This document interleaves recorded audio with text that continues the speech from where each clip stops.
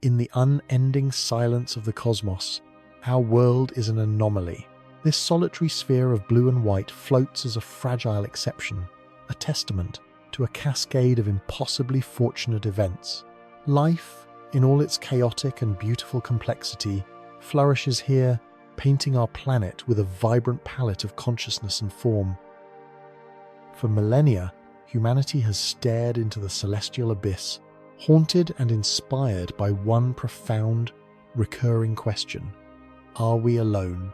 Is this vibrant oasis all there is, or does biology's spark ignite in other, more distant and far more alien places? The search for that answer has driven us to build colossal telescopes, to launch mechanical emissaries into the void, and to peer into the heart of worlds that defy imagination. Our quest has taken us far from the familiar comfort of the inner solar system, past the dusty red plains of Mars and beyond the great asteroid belt. It has brought us to a realm of giants, a place where a star that never was holds court over a retinue of dozens of moons. Here, in the dominion of Jupiter, the most massive and majestic of planets, we find a system that mirrors our own in its complexity and wonder. This colossal gas giant, a maelstrom of hydrogen and helium storms that could swallow our Earth whole, guards a collection of worlds, each one a universe of possibility unto itself, and among them, one shines with a particular, haunting brilliance. It is a small moon, barely the size of our own, wrapped in a shell of frozen water so smooth and bright. It reflects the faint light of the distant sun like a polished pearl. This is Europa. From our terrestrial vantage point, it appears as a serene, placid world. Yet this placidity is a grand illusion, a mask concealing one of the most dynamic, violent, and promising environments in the entire solar system. Beneath that serene facade of ice, scientists now believe, lies the single greatest hope in our contemporary search for extraterrestrial life. It is a destination that compels us to redefine what a habitable world can be, forcing us to look beyond sun-drenched surfaces and atmospheric cradles. The story of our fascination with this Jovian moon is a testament to discovery, a narrative of how a faint point of light, first glimpsed 4 centuries ago, transformed into a prime candidate for astrobiology's holy grail, a second Genesis, independent of our own. Our journey to understanding Europa began in the year 1610. An Italian astronomer, Galileo Galilei, pointed a primitive arrangement of lenses towards the heavens, a device he called a telescope. Turning it towards the brilliant beacon of Jupiter, he saw something that shattered the established, comforting worldview of his time. He witnessed 4 tiny stars dancing attendance on the great planet, shifting their positions night after night in a predictable, elegant ballet. These were not stars, they were moons: Io, Ganymede, Callisto, and Europa. Their very existence, a clockwork system orbiting a body other than Earth, was a profound heresy. It demonstrated that our world was not the center of all things, but merely one player in a far grander cosmic drama. For over 3.5 centuries that followed, Europa remained just that, one of Galileo's lights, a footnote in astronomical textbooks, a tiny, frozen sphere of little consequence in the vast scheme of the solar system. That perception was irrevocably altered in the late 1970s. Humanity's first robotic explorers, the twin Voyager spacecraft, swept through the Jovian system on their grand tour of the outer planets. As Voyager 2 flew past Europa, its cameras sent back images that left mission scientists both baffled and enthralled. They expected to see a world like our own moon, ancient and heavily cratered, a dead surface saturated with the scars of billions of years of impacts. Instead, they saw something utterly alien. Europa's surface was astonishingly smooth, almost devoid of large craters. It was a young face, constantly being resurfaced by some unknown geological process, and streaking across this smooth canvas was a bizarre, intricate network of lines. Dark, reddish-brown gashes, some running for thousands of kilometers, crisscrossed the entire globe like a fractured eggshell or a vast, frozen vascular system. It was a landscape unlike any other we had ever witnessed. The lack of craters meant the ice was in motion, cracking, shifting, and renewing itself. But what force could be powerful enough to fracture a world made of solid ice? The initial data hinted at a radical, almost unbelievable hypothesis. Perhaps, beneath this shell of ice, there was a layer of liquid, an ocean. The idea was tantalizing, but it remained firmly in the realm of speculation. It would take another mission, one designed specifically to linger in Jupiter's domain, to turn this exciting possibility into a scientific certainty. In 1995, the Galileo spacecraft arrived at Jupiter, beginning a long and fruitful tour of the planet and its extraordinary moons. Galileo was equipped with a suite of sophisticated instruments, including a highly sensitive magnetometer designed to study Jupiter's colossal magnetic field. This field, thousands of times more powerful than Earth's, is a gargantuan bubble of charged particles, spinning with the planet's rapid rotation. As Galileo performed its daring, close flybys of Europa, dipping deep into the lethal radiation belts surrounding Jupiter, its magnetometer detected something peculiar, a strange anomaly in the data. The team, led by planetary scientist Margaret Kivelson, found that Jupiter's magnetic field was being warped and distorted in the immediate vicinity of Europa. This was a profound clue. The only way to explain this specific kind of distortion was if Europa itself was generating its own secondary magnetic field. But a ball of solid ice cannot do that. To generate a magnetic field, you need a material that can conduct electricity. The best natural conductor on a planetary scale is a body of salty, liquid water. The scientific team pieced together a breathtaking picture. As Europa orbits through Jupiter's powerful, rotating magnetic field, the giant planet's field lines sweep through the Moon. If Europa contained a global ocean of salt water, this process would induce powerful electrical currents within that hidden sea. These currents, in turn, would generate their own induced magnetic field, a field that would push back against Jupiter's, creating the exact disturbance that the Galileo spacecraft had measured. It was the cosmic equivalent of a detective finding a perfect set of fingerprints at a crime scene. The conclusion was inescapable and paradigm-shifting. Beneath its frozen crust, Europa possessed a global ocean of liquid salt water, and the calculations derived from the strength of this induced field were stunning. This was no small, slushy layer, no series of isolated lakes. This was a colossal, world-encircling body of water. Estimates suggest this hidden sea could be up to 100 kilometers deep, an abyss that would make our own Mariana Trench seem like a shallow pond. If these models are correct, then this one small moon of Jupiter, a world a quarter the size of Earth, contains more than twice the amount of liquid water found in all of Earth's oceans, rivers, and lakes combined. Suddenly, a frozen, distant moon was transformed in our minds. It was no longer just a geological curiosity. It had become the most compelling place to search for life beyond our home. The existence of a vast, global ocean immediately raised the next critical question.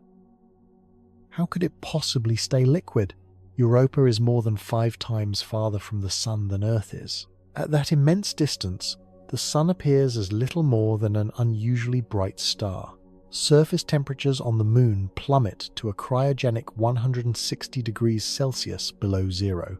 Any exposed water would freeze solid in an instant. The heat from its initial formation should have radiated away into space billions of years ago. By all conventional logic, Europa should be a solid, inert ball of ice and rock, frozen through to its very core. Yet, the evidence for a liquid ocean is undeniable. So, some other source of energy must be at play, a constant, powerful furnace, stoking the fires in Europa's heart. That furnace is Jupiter itself. Europa is locked in a powerful gravitational embrace with its parent planet, but its orbit is not perfectly circular.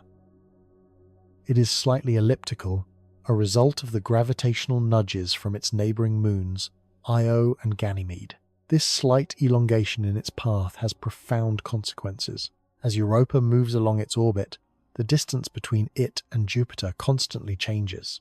When it is closer, the planet's immense gravity pulls on it more strongly, stretching the little moon out of its spherical shape.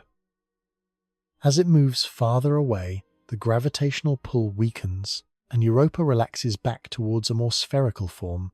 This constant cycle of stretching and relaxing, flexing and compressing, happens once every 3.5 Earth days, the time it takes Europa to complete one orbit. This process generates an enormous amount of friction deep within the moon's interior. It is an effect known as tidal heating. To visualize this force, imagine taking a simple metal paperclip. If you bend it back and forth, over and over again in the same spot, the metal at the bend will grow warm, and eventually hot to the touch. This heat is a direct result of the friction created by the repeated flexing of its structure. Now, scale that concept up to the size of a world. Jupiter's gravity is the hand, and Europa is the paperclip. For over 4.5 billion years, the gas giant has been inexorably flexing its moon's interior, kneading its rocky core and icy mantle. The sheer amount of thermal energy generated by this relentless process is staggering. It is more than enough to melt the lower layers of the ice shell, creating and sustaining the colossal ocean that the Galileo probe discovered. This is the engine that drives the entire Europan system. It is the reason a world so far from the warmth of a star can harbour the single most essential ingredient for life: liquid water. So, we have a vast, temperate ocean shielded from the vacuum of space and Jupiter's deadly radiation by a protective shell of ice. This is the first, and perhaps most important, check on the astrobiologist's list. But water alone is not enough. Life, as we understand it, requires two other crucial components: the right chemical building blocks and a usable source of energy. The building blocks are the elements essential for biological structures: carbon, hydrogen, nitrogen, oxygen, phosphorus, and sulfur. On Earth, these elements are abundant. What about on Europa? The Moon itself formed in the outer solar system, in a region rich in water ice and carbon compounds. Over cosmic history, it has been bombarded by comets and asteroids, celestial deliveries rich in the organic molecules that form the very foundation of life. It is highly probable that Europa's hidden ocean is a rich chemical soup containing all the necessary raw materials. But even a warm, chemical-rich ocean is a sterile place without a source of energy that living organisms can harness. On Earth's surface, nearly all life is ultimately powered by the sun through the process of photosynthesis. But on Europa, the global ocean lies beneath a ceiling of ice, perhaps 15 to 25 kilometers thick. It is a realm of absolute, eternal darkness. Sunlight will never reach these depths.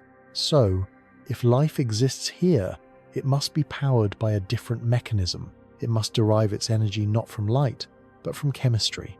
For a long time, this was considered a major barrier to the prospect of life on Europa. Then, a monumental discovery in the darkest corners of our own planet revolutionized our understanding of how and where biology could thrive. In 1977, oceanographers exploring the Galapagos Rift, a deep-sea ridge 2.5 kilometers below the ocean's surface, stumbled upon one of the most significant biological finds of the 20th century. In the complete absence of sunlight, in a world of crushing pressure and near-freezing temperatures, they found bustling, vibrant ecosystems. The source of this life was not the sun, but the Earth itself. They had discovered hydrothermal vents, fissures in the seafloor, where superheated, mineral-rich water, heated by magma deep within the planet's crust, gushed out into the ocean. These plumes of water, appearing like black underwater smoke, were laden with dissolved chemicals like hydrogen sulfide. And here, an entirely different kind of life had taken hold. Instead of photosynthesis, the microbes at the base of this food chain used a process called chemosynthesis. They were harnessing the chemical energy stored in the compounds erupting from the vents, using it to create organic matter, just as plants use sunlight. These discoveries were a revelation.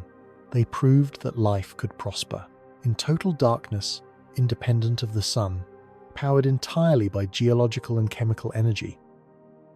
The ecosystems around these vents are otherworldly, forests of giant tube worms, ghostly white crabs, and swarms of blind shrimp, all thriving on the chemical bounty provided by the planet's interior. This is our blueprint for life on Europa. The same tidal heating that keeps Europa's ocean liquid is also expected to be flexing and heating its rocky core. It is almost certain that Europa's seafloor is volcanically active, littered with hydrothermal vents far more numerous and possibly more powerful than those found on Earth. These vents would continuously pump heat and a rich cocktail of chemical nutrients into the overlying ocean. They would create localized oases of energy, perfect niches where microbial life could potentially arise and evolve. The dark, abyssal floor of Europa's ocean might be the most habitable environment on the entire moon. There is another fascinating piece to this energy puzzle, one that connects the very top of the moon to its deepest abyss. Europa's surface is not a quiet place. It has no atmosphere to speak of, leaving its icy shell completely exposed to the relentless bombardment of high-energy particles trapped in Jupiter's magnetic field. This intense radiation is lethal to life as we know it, but it also drives interesting chemistry on the surface. The radiation splits water molecules, H2O, into their constituent parts and creates a variety of potent oxidants, such as hydrogen peroxide and oxygen. These compounds are a potential source of chemical energy. The problem is, they are stuck on the surface, while the ocean is miles below. But Europa's surface is not static. We see vast, jumbled regions known as chaos terrain, where the ice shell appears to have melted, broken apart, and refrozen. We see long, linear cracks where the shell has split open. These geological processes suggest that there is a slow but steady exchange of material between the surface and the ocean below. Chunks of irradiated surface ice can be churned downwards, while plumes of fresh ocean water may sometimes erupt upwards. This conveyor belt could deliver the energy-rich oxidants from the surface into the ocean, where they could react with the reductants, like hydrogen sulfide, spewing from the hydrothermal vents on the seafloor. This chemical difference between the surface and the bottom, between the oxidants and the reductants, creates a planetary-scale battery. It is a chemical disequilibrium that life is exquisitely adapted to exploit. The very radiation that makes the surface inhospitable could be a key ingredient in making the ocean below habitable. So the case is made: a protected, liquid water ocean twice the volume of Earth's, the necessary chemical building blocks delivered by comets and present in the rock, and two compelling sources of energy: hydrothermal vents on the seafloor and a chemical battery driven by surface radiation. Europa presents us with all the required ingredients for life in a single, tantalizing package. The question is no longer, could life exist there? The question has become, how do we find it? This is one of the most formidable technical challenges humanity has ever faced. We are talking about exploring an environment 1 billion kilometers from home, buried under miles of solid cryogenic ice, in one of the most severe radiation environments in the solar system. The first step in this monumental endeavor is already underway. NASA's Europa Clipper mission is our next great robotic explorer, a sophisticated laboratory designed to make the most detailed investigation of the moon to date. Clipper will not land on Europa, nor will it go into orbit directly around it. The radiation is simply too intense for a long-duration stay. Instead, it will enter a long, looping orbit around Jupiter, allowing it to perform dozens of daring, high-speed flybys of Europa, dipping in for a close look before retreating to the relative safety of deep space. During each flyby, its suite of 9 advanced instruments will map the moon in unprecedented detail. An ice-penetrating radar will be one of its most critical tools. It will act like a planetary-scale ultrasound, sending radio waves deep into the ice shell to search for the signature of the ocean below. This instrument will aim to definitively measure the thickness of the ice and search for pockets of trapped liquid water or lakes within the shell itself, which could be even more accessible habitats. Another instrument, a more advanced version of the magnetometer on the Galileo probe, will precisely measure the induced magnetic field, allowing scientists to determine not just the ocean's existence, but also its depth and, crucially, its salinity. The salt content of the water is a key factor in its potential to host life. Cameras will map the surface in resolutions of just a few feet, helping us understand the geology and identify potential sites for a future lander. And then there is the most exciting prospect of all, the plumes. Observations from the Hubble Space Telescope have provided tantalizing, though not yet definitive, evidence that plumes of water vapor may be erupting from Europa's surface. These geysers, potentially driven by pressures from within the ocean, could be spewing ocean material directly into space. If these plumes are real and active, they offer a game-changing opportunity. They would allow us to sample Europa's ocean without ever having to land or drill. Europa Clipper is equipped with instruments designed to fly directly through one of these plumes, catching the frozen vapor and analyzing its chemical composition on the spot. It could tell us if the ocean contains salts, simple organic molecules, or even complex biomarkers that could be a sign of biological processes. Flying through a plume would be a direct taste of a hidden, alien sea. Europa Clipper will give us our most detailed portrait yet of this enigmatic world, but it is ultimately a reconnaissance mission. It will characterize the environment, map the territory, and pinpoint the most promising locations for the next, even bolder, step. The ultimate goal, the dream of an entire generation of planetary scientists, is to touch the ocean itself. This would require a future mission, a lander, followed by something truly extraordinary, a submersible probe or cryobot designed to penetrate the ice shell. The engineering challenges are almost beyond comprehension. A lander would first have to survive the journey to Jupiter, then execute a perfect, autonomous landing on a surface we have only seen in pictures, a treacherous landscape of icy ridges and jagged shards. It would need to be shielded from the radiation and have a power source that could last for years in the freezing cold. Once on the surface, the second phase would begin. A cryobot, likely powered by a nuclear heat source, would be deployed.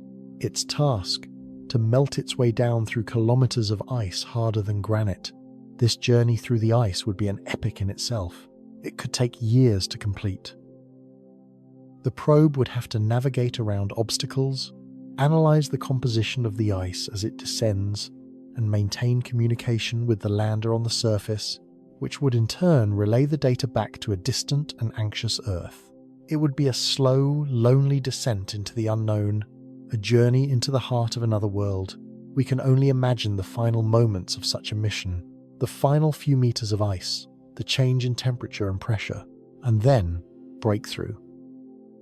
The moment the probe emerges from the solid ceiling and floats free in a liquid environment for the first time, it would be a moment of unparalleled human achievement, the culmination of centuries of curiosity and decades of ingenuity. The probe would activate its lights, piercing the absolute darkness for the first time in 4.5 billion years. Its sonar would begin to map the alien abyss. Its cameras would send back the first images from within an extraterrestrial ocean.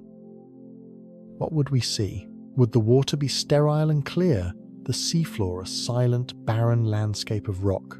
Or would the probe's lights glint off something moving? Would its chemical sensors detect the complex byproducts of metabolism? Would we find the Europan equivalent of hydrothermal vents, shrouded in shimmering water, and perhaps colonized by strange alien forms of life? Finding even a single, simple microbe would be the most profound discovery in human history. The discovery of life on Europa would fundamentally alter our perspective of the universe and our place within it. It would prove that the genesis of life was not a singular, miraculous fluke confined to Earth. It would demonstrate that biology can arise in the dark, cold depths of the outer solar system, far from the gentle warmth of a parent star. If life can begin and thrive in two separate locations in our own solar system, in such radically different environments, then it must mean that the universe is not just filled with stars and planets, but teeming with biological potential. It would imply that the cosmos is inherently biofriendly, that life is a common, perhaps even inevitable, outcome of cosmic chemistry. Every icy moon orbiting a distant gas giant, in every one of the billions of other solar systems, would suddenly be seen in a new light, as a potential cradle of life. The search for life on Europa is more than a scientific endeavor. It is an expression of our deepest, most human impulse to explore, to understand, and to connect with the universe around us. It is a multi-generational quest, built on the foundations laid by Galileo, carried forward by the Voyager and Galileo missions, and now being passed to a new generation of scientists and engineers, building the tools that will take us back to that distant, frozen shore. The answers will not come easily or quickly, but the possibility, however remote, that a vast, dark ocean, 1 billion kilometers away, might harbor a second story of life, is a pull too powerful to resist. We will continue to look, to listen, and to journey there, driven by the hope that in the deep, silent waters of Europa, we might finally find that we are not, after all, alone in the great, dark sea of the cosmos. The pearl of the solar system waits, its secrets locked away beneath a shell of ice, promising a revelation that could forever change the story of life itself. Is the night sky an honest map, or the most profound illusion ever witnessed? Every point of light you see, every constellation we have ever named, appears to be painted on the same distant black canvas.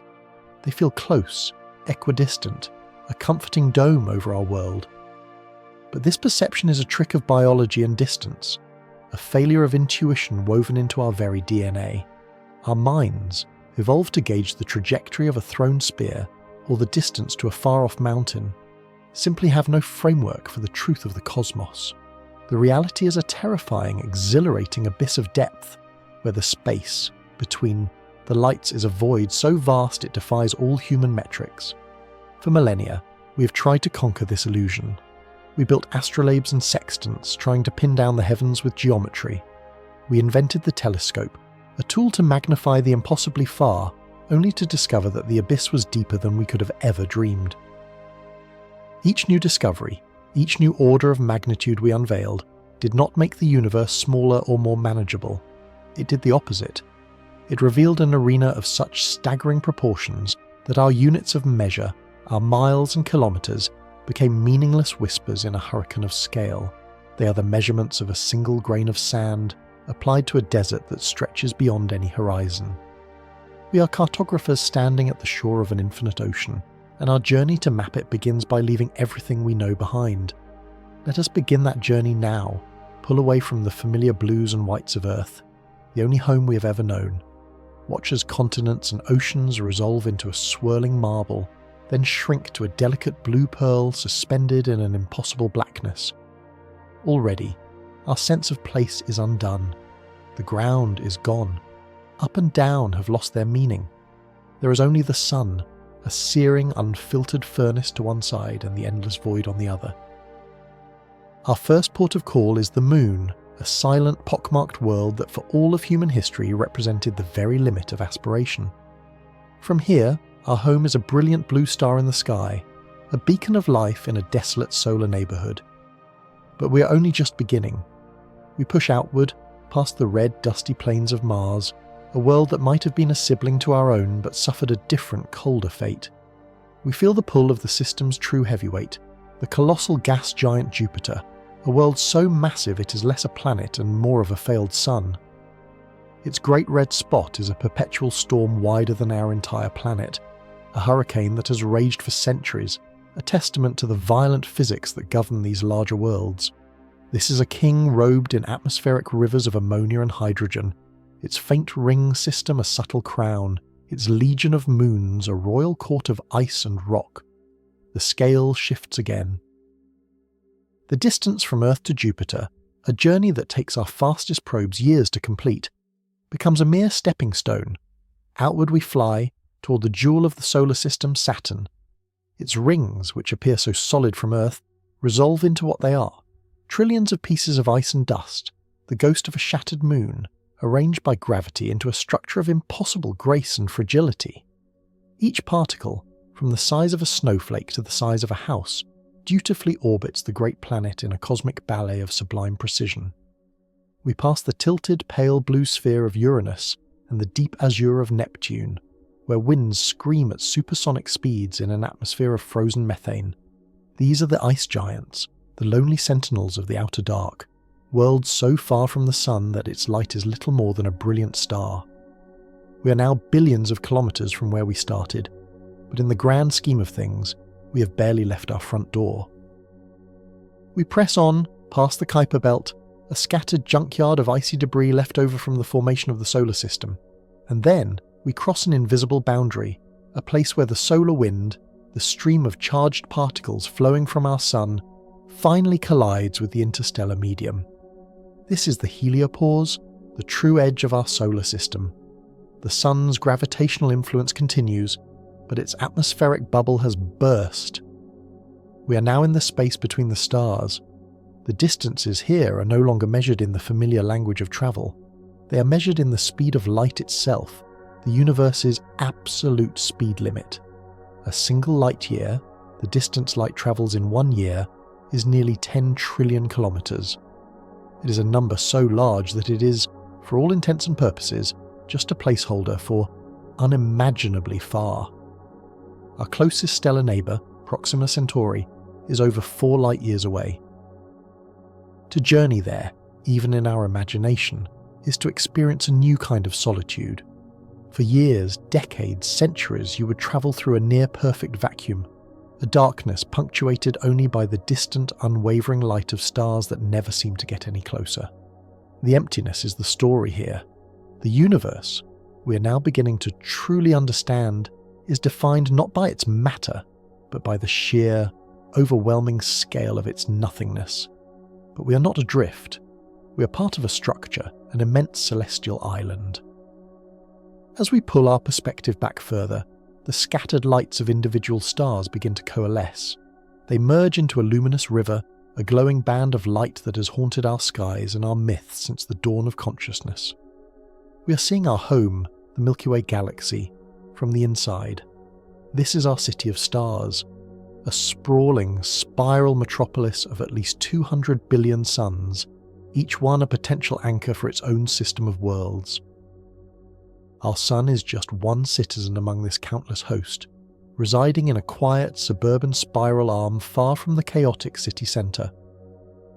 Let us journey there now, toward the galactic core. The star fields grow denser. The blackness of space is replaced by a celestial fog, a brilliant haze of countless suns packed closer and closer together. The environment becomes more violent. We pass by pulsars, the collapsed corpses of massive stars, spinning hundreds of times a second and sweeping beams of radiation through space like cosmic lighthouses. We see stellar nurseries, vast clouds of gas and dust glowing with the ultraviolet light of newborn, blue-white stars that live fast and die young. We navigate through the gravitational fields of black holes, tears in the fabric of space-time, their presence betrayed only by the distorted light of the stars behind them. And at the very heart of it all lies Sagittarius A, the supermassive black hole around which our entire galaxy revolves. This gravitational monster, 4 million times the mass of our Sun, is a slumbering beast, a dark monarch holding our entire star city in its inexorable grip. We have now travelled 26,000 light-years from Earth. Our Sun is completely lost in the stellar glare, an anonymous speck in an ocean of light. Here, in the crowded, ancient heart of the galaxy, the stars are older, different. But we are not searching for the old, or even the strange. We are hunting for a true monster, a titan, an entity that pushes the very laws of physics to their absolute breaking point. To find it, we must leave the galactic core and travel to one of the galaxy's most active and crowded thoroughfares, the Scutum Centaurus arm. This is a region choked with interstellar dust, a cosmic fog that makes seeing anything clearly a profound challenge. It is a place of giants, a stellar maternity ward where the most massive stars in the galaxy are born from collapsing clouds of hydrogen. Tucked away inside this dusty arm is a small, unassuming, open cluster of stars, catalogued in 1987 by the astronomer Charles Stephenson. He was surveying the sky using photographic plates, and in this particular region, he noted a collection of peculiar, extremely red stars. The cluster was named Stephenson 2. For years, it remained a point of interest for specialists but was largely obscure. The dust was simply too thick, our instruments not yet sensitive enough to pierce the veil. But as technology improved, as we developed new ways to see through the haze using infrared light, astronomers returned their gaze to this cluster. They were conducting a census of giants, and they began to realize that Stephenson 2 was not just a simple cluster. It was a cosmic royal court, home to an astonishing number of red supergiants, stars that were already unimaginably large. They analyzed the light from these stars, painstakingly measuring their temperature, their brightness, and their distance from Earth, which they calculated to be nearly 20,000 light-years away. And as the data for one of these stars was processed, a number emerged from the calculations that seemed impossible, a mistake. They checked their models, recalibrated their instruments, and ran the numbers again. The result was the same. Tucked away in this cluster, obscured by curtains of galactic dust, was a star so gargantuan, so mind-bogglingly immense, it shattered every existing record. It did not have a grand mythological name. It had only the sterile scientific designation given to it by the survey, Stephenson 2-18. Here, at last, our journey ends, in the presence of a true Leviathan. For a long time, the title of largest known star was held by Scuti, another red hypergiant that was itself a celestial monster of unbelievable proportions. Scuti was the benchmark, the object we pointed to when we wanted to illustrate the upper limits of stellar size. But Stephenson 2-18 has dethroned the king. It is not just a little larger. Its size represents a quantum leap in immensity, a challenge to our understanding of how stars can even exist. So how big is it? Let's try for a moment to wrap our minds around the scale of this object. Forget our sun. Comparing Stephenson 2-18 to our sun is like comparing Mount Everest to a single bacterium. It is a comparison that fails to convey any meaning. Instead, let us perform a thought experiment. Imagine we could replace our sun with this star. The center of Stephenson 2-18 sits where the center of our sun is now. The inner planets, Mercury, Venus, Earth, Mars, would not just be burned to a crisp. They would be gone, vaporized. They would be deep inside the star's photosphere, its visible surface. Our home, our entire history, would be nothing more than an insignificant puff of plasma swallowed by a thermonuclear sea thousands of degrees hot. We push further out. The asteroid belt vanishes. The colossal planet Jupiter, the failed star that dominates our own system, would be consumed without a trace. Its immense gravitational field would be a mere pittance against the star's own. We keep going, across hundreds of millions of kilometers of incandescent gas. Finally, we reach the orbit of Saturn, the ringed jewel nearly 1 billion miles from our Sun. Only here, just past the orbit of this distant giant, would you finally breach the surface of Stephenson 2-18. Every planet, every moon, every asteroid we have ever known in our solar system, with the exception of the distant ice giants, would be comfortably nestled deep within the volume of this single star. If you were to fly a spaceship at the speed of light, it would take you over 8 hours to circle its circumference once. A beam of light, the fastest thing in the universe, would take longer to cross this star than it takes to travel from the Sun to Jupiter. Its volume is so vast that you could fit nearly 10 billion of our suns inside it. All the awe and power we feel when we look at our own star, the engine of our world, is dwarfed into utter insignificance. Scuti, the former champion, now seems almost reasonable by comparison. This new king is a celestial entity, existing on a scale that feels more mythological than astronomical. It is a bubble of plasma stretched to the absolute breaking point, a seething, turbulent ball of fire so large that its own gravity can barely hold it together. It shines with the light of nearly 500,000 suns, a celestial blowtorch of unimaginable power, yet its outer layers are so diffuse They are more like a red-hot vacuum than the substance of a star. And so, we are left with the most profound question of all. A question that this entire journey has been designed to ask. How? How is this possible? How can a single, coherent object in our universe grow to such a terrifying and seemingly unstable size? What forces of nature conspire to build such a monster, and what prevents it from simply tearing itself apart under the strain of its own light and fury? This is not just a question of records or cosmic tourism. The existence of Stephenson 218 is a direct challenge to the laws of physics as we understand them. It sits at the very edge of the Eddington limit, the theoretical boundary where the outward pressure of a star's radiation becomes so powerful it should overwhelm the inward pull of its gravity, blowing the star to pieces. This star is an outlier, a freak, a beautiful anomaly that forces us to re-examine our most fundamental theories of stellar birth, life, and death. To understand this star is to understand the extremes of the cosmos. In our quest to solve this puzzle, we must become cosmic detectives, piecing together clues from faint light that has travelled for 20 millennia to reach us. We must invent new ways to measure the unmeasurable and to see the invisible. The story of Stephenson 218 is not just the story of a very big star. It is the story of our own relentless drive to map the void, to understand the monsters that live in the deep, and ultimately to find our own place in this impossibly large universe. For nearly all of human history, the stars were a beautiful deception. Pinned to the celestial vault, they appeared as a spray of cold, unchanging diamonds, equal in stature, their true natures veiled by an abyss so profound it defied imagination. We saw them not as they were, but as our eyes were forced to interpret them, simple points of light.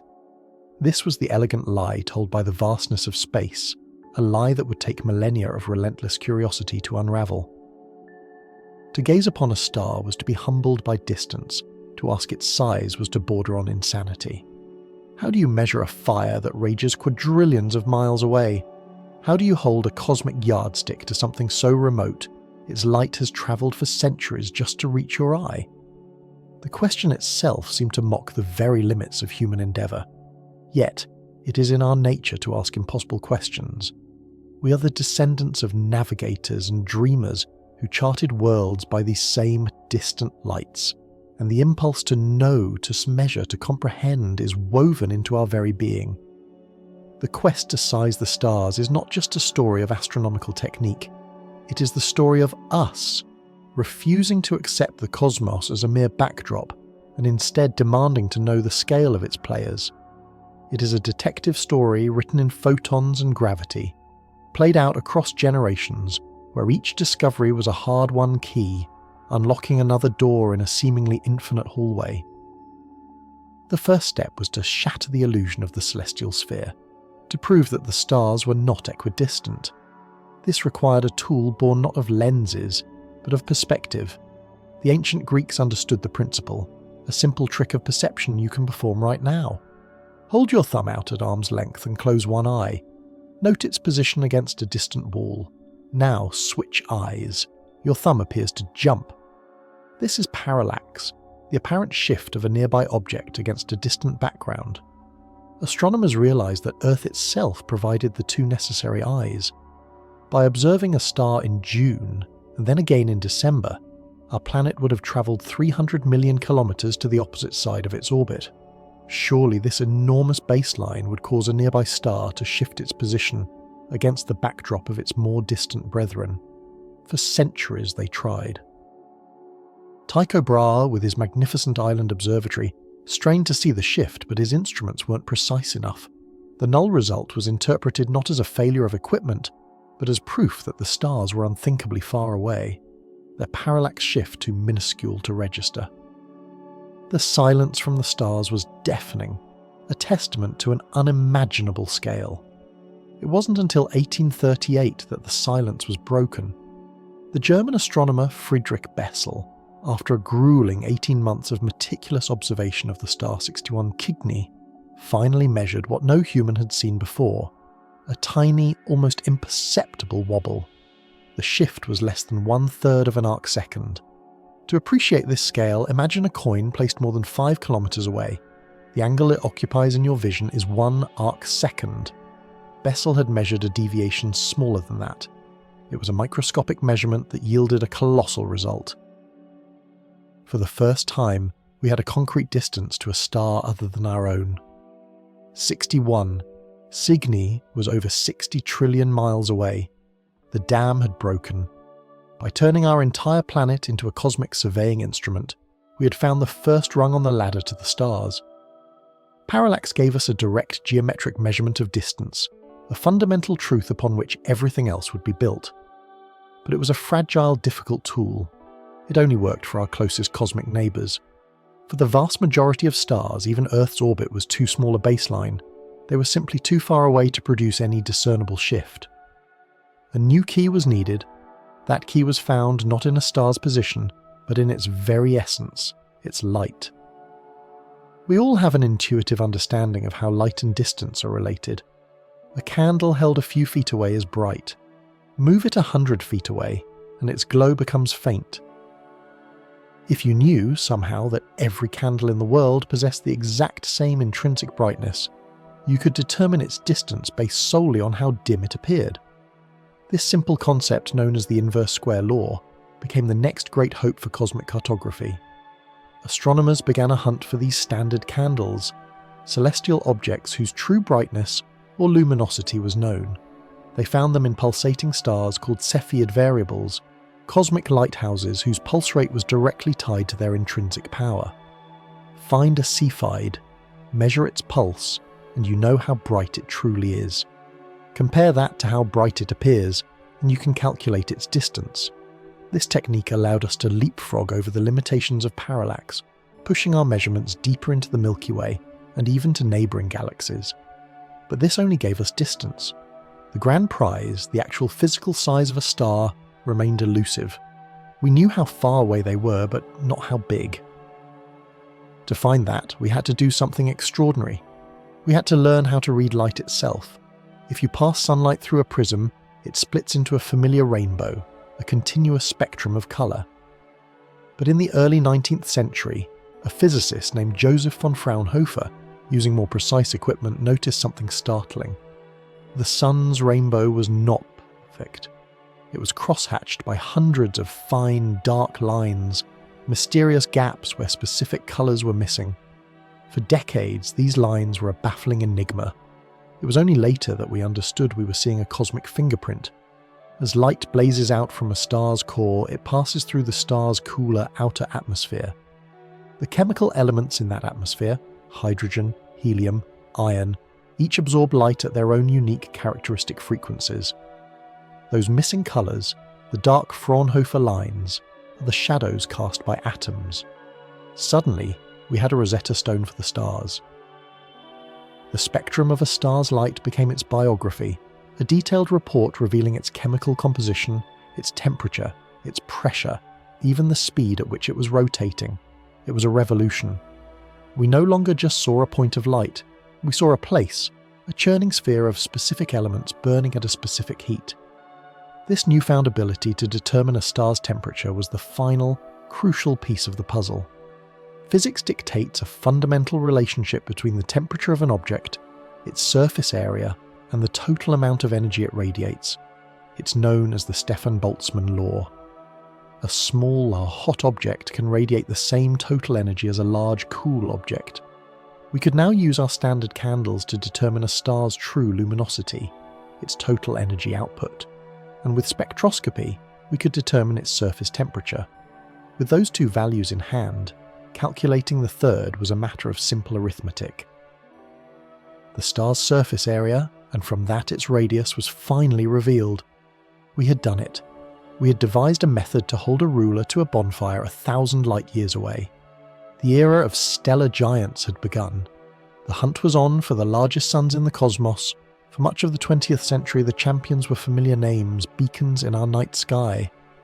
There was Antares, the fiery heart of the Scorpion, a red supergiant so large that if it replaced our sun, its surface would extend past the orbit of Mars. Its ruddy glow is the light of a star entering its final, dramatic phase of life, swelling to incredible proportions before its inevitable demise.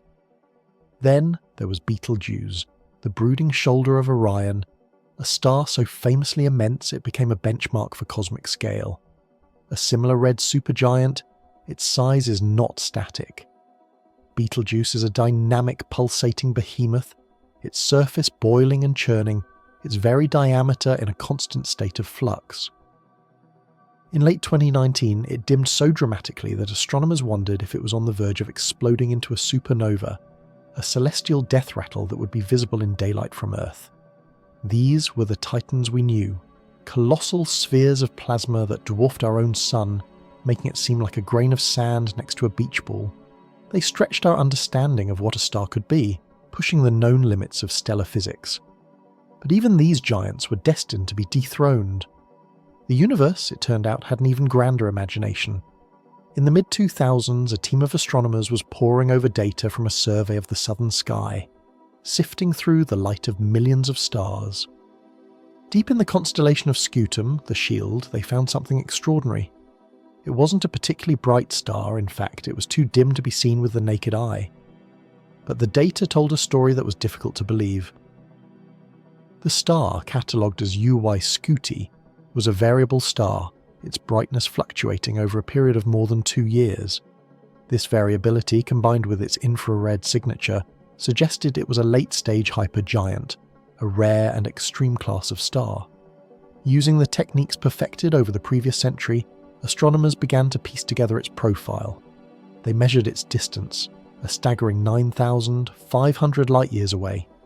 They analysed its spectrum, finding the telltale signs of a relatively cool surface temperature for a star, just over 3,000 degrees Celsius. But when they calculated its luminosity, the number was astronomical. It was shining with the light of over 300,000 suns, a cool temperature, but an immense luminosity. The Stefan Boltzmann law left only one possible conclusion. UY Scuti had to be mind-bogglingly enormous. The calculations placed its radius at somewhere around 1,700 times that of our Sun. A number so large it feels abstract, meaningless. We have to bring it home to truly comprehend the monster we had discovered. So let us embark on a journey. Let us replace our familiar, life-giving Sun with this newfound king. The first thing you would notice is that the concept of day and night would cease to exist. From Earth, the star's surface would fill more than half the sky. Mercury, Venus, Earth, Mars, all would be instantly vaporized, consumed within the star's fiery atmosphere. But that is only the beginning. The actual surface of UY Scuti, its photosphere, would stretch out far beyond the asteroid belt. It would swallow the gas giant Jupiter, the largest planet in our solar system, without a whisper. Its gravitational influence would be so immense, so commanding, that the distant orbit of Saturn would now feel like a close embrace. To fly a commercial airliner across its diameter would take over 1,000 years. Even light itself, the undisputed speed champion of the universe, would need nearly 8 hours to travel from one side of UY Scuti to the other. It takes light just 8 minutes to reach Earth from our Sun. This star is not merely a celestial object, it is a self-contained solar system. Its volume is so vast that you could fit nearly 5 billion of our suns inside it. For years, this was the undisputed monarch of the cosmos. UY Scuti became the new benchmark, the ultimate example of stellar gigantism. Scientists studied its shrouded, dusty shell, trying to understand the violent mass loss that fuels its instability. It was a star living on the absolute edge of possibility, a physical manifestation of the upper limits of mass and energy a star can contain before it tears itself apart. The textbooks were rewritten. The old champions, Betelgeuse and Antares, were relegated to the roles of provincial lords in the court of an emperor.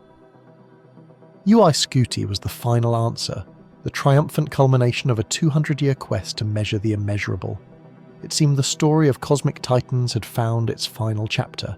The mountain had been climbed, its breathtaking peaks surveyed and mapped. But science is a story that never truly ends. Its chapters are written in pencil, not ink.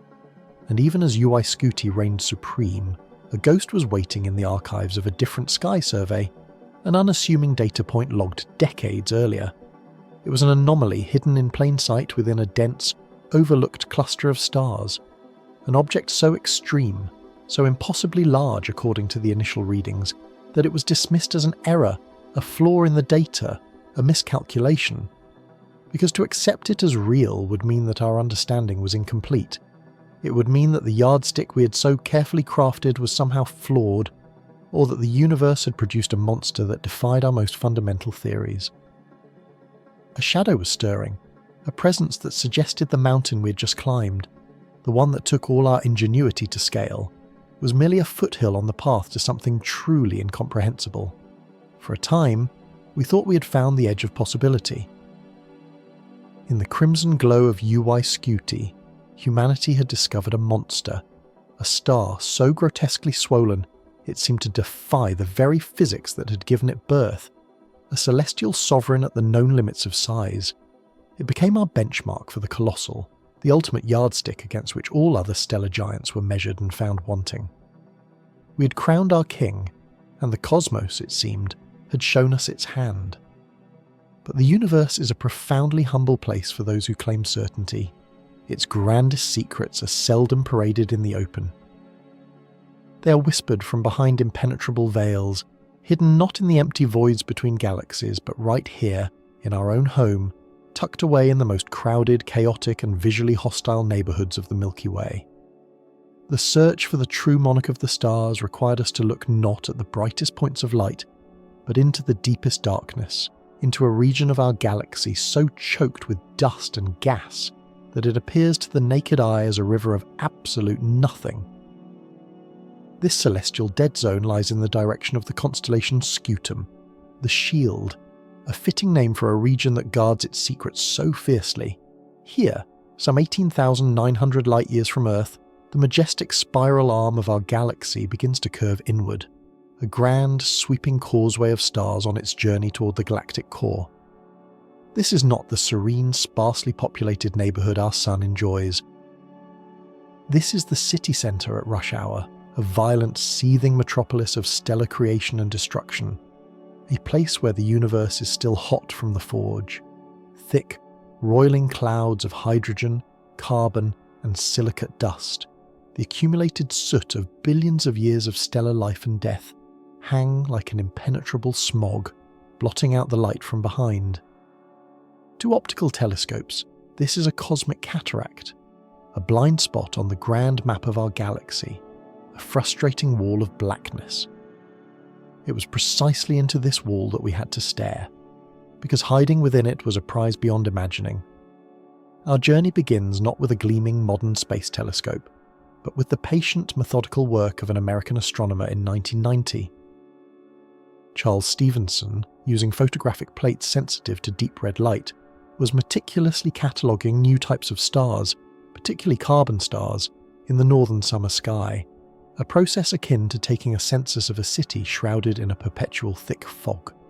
He was not hunting for monsters, he was simply trying to see what was there.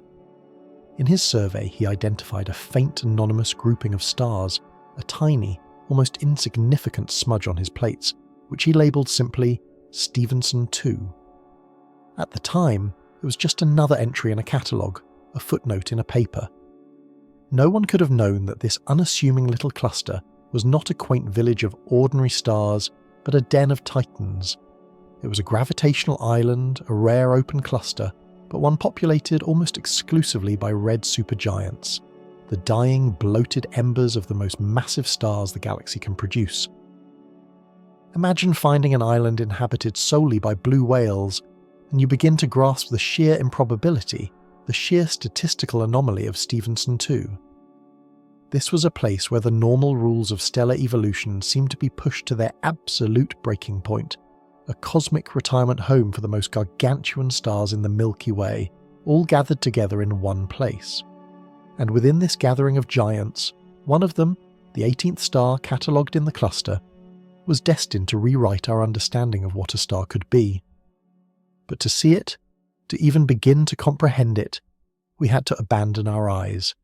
Visible light, the beautiful spectrum of colours that paints our world, is utterly useless here. The particles of interstellar dust are perfectly sized to scatter and absorb these wavelengths, effectively making the region opaque. Trying to view Stephenson 218 in visible light is like trying to see the filament of a light bulb through a mile of dense black smoke. It is an exercise in futility. The secret, the key to unlocking this part of the universe was heat. It was a different kind of a light, a form of radiation our eyes cannot perceive, but which carries the fundamental signature of existence: infrared. Infrared astronomy became our superpower, our technological cheat code. While visible light is stopped cold by the cosmic dust, longer infrared wavelengths, which we perceive as thermal energy, can slip through the gaps between the dust grains with far greater ease. It's the difference between trying to throw a fistful of sand through a screen door and throwing a handful of marbles. The marbles get through. Suddenly, with telescopes designed to see in these infrared bands like the 2-micron all-sky survey or 2MASS, the darkness began to part. The great dusty veil of the Scutum Centaurus arm was rendered translucent, and for the first time we could peer into the ghost-haunted heart of the cluster. What we saw was breathtaking. The faint smudge from Stephenson's plates resolved into a tight knot of searingly bright points of light, each one a star of unimaginable scale. They were like distant bonfires glimpsed through a thick forest fog, their true nature still obscured, but their immense power undeniable. And there, among its colossal brethren, was the star-designated Stephenson 218. Even in this initial blurry heat vision view of the cosmos, it was immediately shockingly different. It wasn't just bright, it was overwhelmingly prodigiously luminous. It radiated energy on a scale that felt almost like a numerical error, a furious beacon burning with the light of nearly 500,000 suns. This raw power, this sheer wattage, was the first clue that we were looking at something that broke the mold, something that might even challenge UI Scuti. A star's luminosity is directly tied to its size. To shine that brightly, a star must have an enormous surface area from which to radiate. The initial calculations, even the most conservative ones, were staggering. But this immense brightness presented a profound and deeply confusing paradox. To get a true measure of a star, we need more than just its brightness. We need to understand its temperature, its chemical makeup, its very soul. And for that, we turn to one of the most powerful tools in astrophysics: spectroscopy. By capturing a star's light and splitting it through a prism, we can see its spectrum, a celestial barcode that reveals the chemical elements burning in its atmosphere. Each element absorbs light at specific unique frequencies, leaving dark lines in the rainbow of starlight, a perfect chemical fingerprint. When astronomers finally managed to capture the faint dust-filtered infrared light from Stephenson 218 and decode its spectral fingerprint, the results only deepened the mystery. The barcode was unambiguous. It was littered with the telltale absorption lines of exotic molecules like titanium oxide and vanadium oxide, signatures that can only form in the relatively placid, cool outer layers of a star's atmosphere. This was the definitive spectral class of an M-type star, a red supergiant. Its surface temperature was incredibly low, barely 3,200 degrees Kelvin. That's cooler than the filament in an old incandescent light bulb. It was, for all intents and purposes, a celestial ember. Herein lies the contradiction that baffled everyone. How can an object be one of the most luminous things in the entire galaxy, blazing with the power of 440,000 suns, while simultaneously having one of the coolest surface temperatures for any supergiant? It's like discovering a campfire that is somehow outshining a lighthouse. The two facts seem mutually exclusive. They fight each other. There is only one mind-bending way to reconcile them. If each square meter of the star's surface is relatively dim and cool, then to produce such an insane total amount of light, the star must possess a truly biblical number of square meters. Its surface area, its sheer physical size, had to be beyond all known precedent. The cool temperature and the extreme luminosity were not a contradiction at all. They were two independent lines of evidence pointing to the same terrifying conclusion. This star was bigger than anything we had ever dared to imagine. The initial tentative estimates based on this spectral data began to trickle in, and they were far more audacious than those from the brightness measurements alone. They suggested a star not just larger than UI Scuti, but in a completely different league. Yet this tantalizing glimpse was fraught with colossal uncertainty. The very dust that had hidden the star for so long was now actively working to deceive us, to corrupt the very data we were using to measure it. The problem is a phenomenon known as interstellar extinction and reddening. As the star's light struggles through those 19,000 light-years of cosmic grit, it doesn't just get dimmed, its colour profile is fundamentally altered. The dust is more effective at scattering shorter, bluer wavelengths of light, allowing the longer, redder wavelengths to pass through more easily. It's the same principle that makes a sunset appear red. As the sunlight passes through more of Earth's atmosphere, scattering the blue light away. Now, amplify that effect over a distance of 100 quadrillion miles. The light that finally reaches our telescopes from Stephenson 2 to 18 is profoundly, artificially reddened. Like looking at the world through a pair of deep crimson sunglasses we can never take off. This distortion is an astronomer's nightmare. It poisons the data, making it incredibly difficult to know the star's true intrinsic brightness or its precise original temperature. Are we seeing a truly cool star, or just a hotter star that has been heavily reddened by the intervening dust? Is its luminosity truly that high, or are we underestimating how much of its light is being blocked, a factor we call its extinction value? Every calculation was plagued by error bars the size of solar systems. Pinning down the exact properties of Stephenson 218 became less like a measurement and more like an act of cosmic forensics, an attempt to reconstruct a crime scene from a single smudged fingerprint found on a foggy window. The scientific community was split. Some saw the data as a revolutionary signpost, pointing toward a new class of stellar leviathan. Others remained deeply skeptical, arguing that the uncertainties were simply too great, that the extreme values were likely artifacts of our flawed models of how light interacts with the interstellar medium. UI Scuti, its properties far more reliably measured due to its clearer line of sight, remained the reigning verifiable champion. The Stephenson 2 cluster was a tantalizing enigma. It was a collection of the galaxy's most extreme objects, all clustered together, offering a unique laboratory for studying the final spectacular stages of massive stars. Yet this laboratory was locked behind a near-impenetrable wall of dust. The spectroscopic hints were there, whispering of a new king. The impossible combination of cool temperature and brilliant luminosity formed a compelling, almost irresistible piece of circumstantial evidence. We had found a suspect, a colossal shadow lurking in the Milky Way's darkest alley. But suspicion is not proof. To dethrone UI Scuti, to definitively crown this new monarch of the cosmos, we would need more than just a spectral ghost.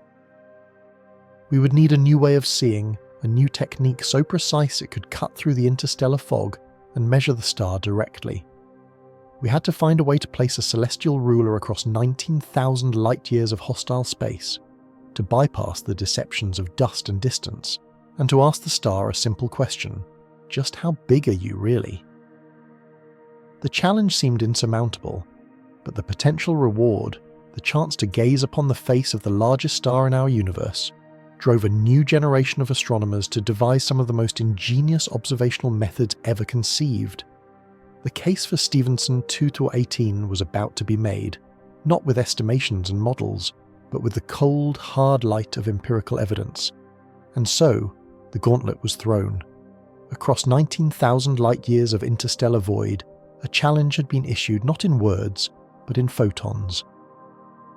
Stephenson 2 to 18, this faint ruddy ember nestled within its crowded stellar nursery, was more than just a distant point of light. It was a cosmic enigma, a puzzle box locked by distance and veiled in nebular dust. The initial hints were tantalizing, the whispers from early surveys suggesting a scale that bordered on the impossible. But hints are not facts, and whispers are not proof. To truly know this star, to measure its magnificent dimensions and potentially rewrite the celestial record books, science would need more than a simple telescope. It would require a forensic investigation on a galactic scale, an autopsy of light that had been travelling since before human civilization began. The question hanging in the air, a silent weight in every observatory control room, was immense. Were we looking at a genuine titan, a star that defied our understanding of stellar physics? Or were we simply being deceived by a trick of light, an artifact of the cosmic dust that littered the path between our world and this distant giant? The observational battle to crown a new king of the stars had begun, and the first front in this war for truth would be fought in a realm of light invisible to our own eyes. To pierce the dusty shroud enshrouding the Stephenson 2 cluster, astronomers turned to their most powerful secret weapon, infrared light. Think of it as a form of cosmic vision that sees not the brilliant glare of a star, but its fundamental heat, its deep, resonant thermal glow. While visible light, the kind our eyes detect, is easily scattered and absorbed by the fine grains of interstellar dust, like headlights in a thick fog. Longer infrared wavelengths pass through almost unhindered. They carry a more pristine message from the star itself. We had to abandon the light that shows us a star's sparkle and instead seek the radiation that tells us of its soul. Using orbital sentinels like the Spitzer Space Telescope and the Wide-Field Infrared Survey Explorer, humanity's infrared eyes in the sky, astronomers began a painstaking process of collection. For months, these incredible instruments stared into the heart of the Scutum Centaurus arm, gathering photons one by one, building an image not of how Stephenson 218 looks, but of how it feels. This is the art of infrared photometry, the meticulous measurement of brightness at specific invisible wavelengths. Each photon captured was a clue, a tiny packet of energy that had completed its 19 millennia journey. The data streamed back to Earth, not as a beautiful photograph, but as endless columns of numbers, a digital ghost of the star's thermal signature. Scientists had to sift through this deluge of information, carefully subtracting the light from neighbouring stars and accounting for the faint thermal glow of the background dust itself. It was like trying to hear a single, pure note in the middle of a roaring orchestra. They were isolating the unique energy fingerprint of Stephenson 2-18. What they began to assemble was the profile of an object radiating energy on a stupendous scale. The sheer quantity of infrared light pouring from it was staggering. This was no ordinary red supergiant. The numbers suggested a luminosity hundreds of thousands of times greater than our own sun. A furnace so vast it was pouring out energy, equivalent to nearly 500,000 suns combined. This was the first piece of solid evidence, the first truly undeniable clue that something extraordinary was taking place deep within the Milky Way. But luminosity, for all its grandeur, does not equal size. A smaller, incredibly hot star can be just as luminous as a larger, cooler one. To get the radius, to find the true physical size, we needed another critical piece of the puzzle, the star's temperature. By analysing the spectrum of the infrared light, the precise balance of different wavelengths, astronomers could take the star's temperature from across the galaxy. The light from a cooler star peaks at longer, redder wavelengths, while a hotter star's light shifts towards the blue. Stephenson 218's light was overwhelmingly, profoundly red.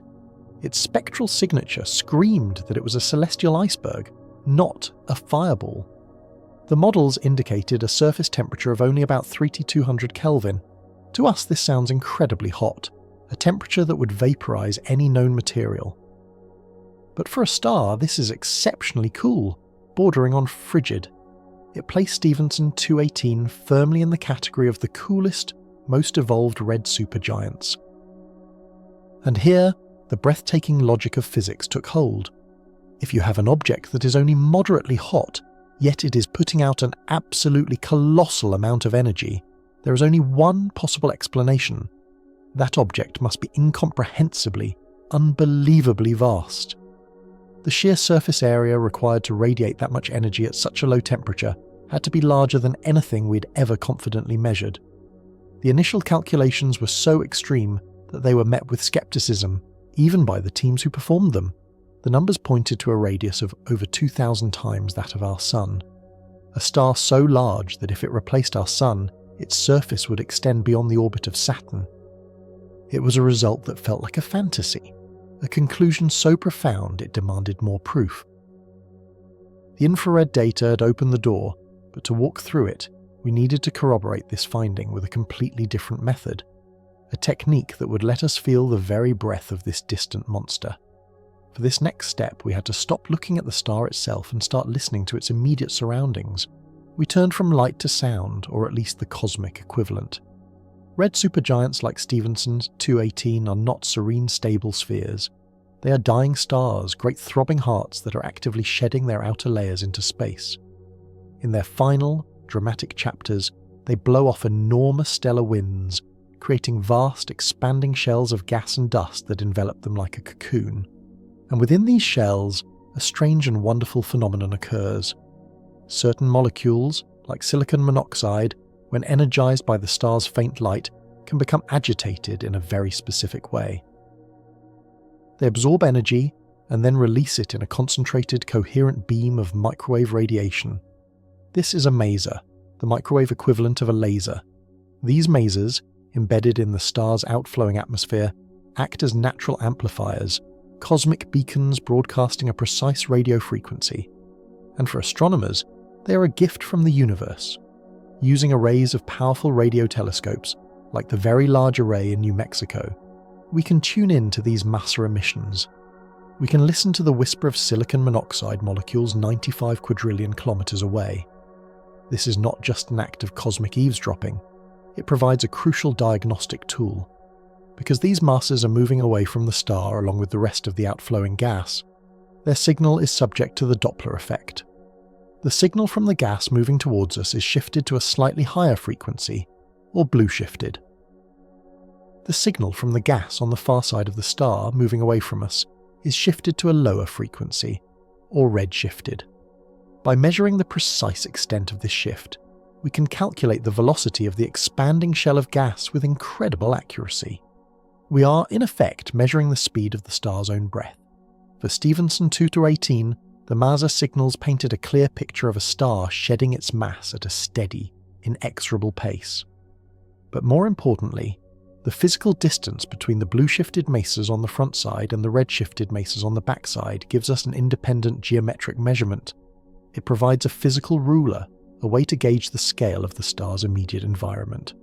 This data, when combined with the star's known distance, gave astronomers another anchor point, another piece of evidence that constrained the possible size of the central engine powering this entire system. The maser emissions acted as a crucial cross-check. They confirmed that we were indeed observing a colossal evolved star in the late stages of its life, one that was actively puffing its atmosphere out into the cosmos. The infrared photometry had given us a ghost, a thermal spectre of immense proportions. The maser analysis gave that ghost a heartbeat, a dynamic quality that spoke of its physical reality. Now, with two powerful but separate lines of evidence pointing towards an unprecedented size, it was time to unite them, to forge them into an unassailable conclusion. This required the most powerful tool of all, the human mind, amplified by the world's most powerful supercomputers. The final phase of the investigation was a journey into the virtual. It was no longer enough to just observe. Scientists had to build Stephenson 218 from the ground up, inside a machine. This is the realm of radiative transfer modelling, a discipline that is part astrophysics, part computer science, and part artistry. The goal is to create a digital twin of the star, a perfect computer simulation that behaves exactly like the real thing. It begins with a set of assumptions. The computer is given a virtual sphere of plasma with a certain mass, a certain chemical composition, a certain temperature, and a certain radius. Then the simulation begins. The laws of physics are unleashed. The model calculates how energy, born from nuclear fusion deep in the star's core, would fight its way to the surface. It simulates how that energy would be absorbed and re-emitted by countless atoms in the star's bloated atmosphere. It calculates how that light's journey would be affected by the expanding shells of gas and dust surrounding the star, the very shells whose velocities were measured by the maser emissions. Finally, the simulation produces its own version of what a telescope on Earth would see. It generates a synthetic spectrum, a prediction of the star's brightness across all the infrared wavelengths. And then comes the moment of truth. The scientists take this synthetic data, this output from their digital creation, and they lay it directly on top of the real data collected by the Spitzer telescope. At first, the match is always poor. The virtual star might be too bright in one wavelength, too dim in another. The shape of its spectral curve might be completely wrong. And so, the painstaking work of refinement begins. The astronomers go back to the model and tweak the cosmic dials. What if the star is slightly cooler? They adjust the temperature parameter and run the entire simulation again, a process that can take hours or even days of supercomputer time. The new result is compared. Better, but still not right. What if the surrounding dust shell is thicker? They change the dust density parameter. Run it again. What if the stellar wind is faster, matching the MESR data more closely? Tweak, simulate, compare, repeat.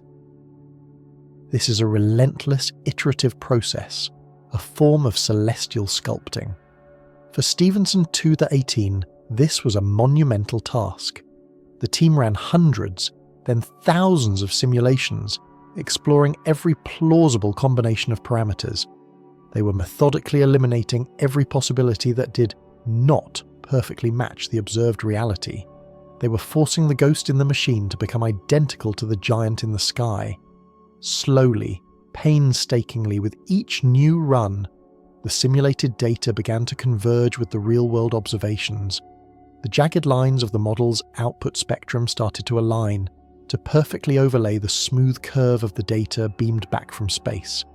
The digital twin was coming to life. The model, now constrained by the infrared photometry, the massive velocities, and the star's estimated distance, was finally settling on a stable, self-consistent solution. A solution where all the disparate pieces of evidence clicked into place, supporting and reinforcing one another. There was a moment in front of a computer screen where the final simulation finished running.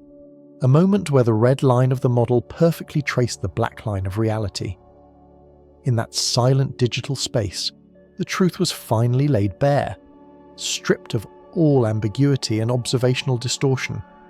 The model had found the one unique combination of temperature, luminosity, and radius that could explain everything we had seen.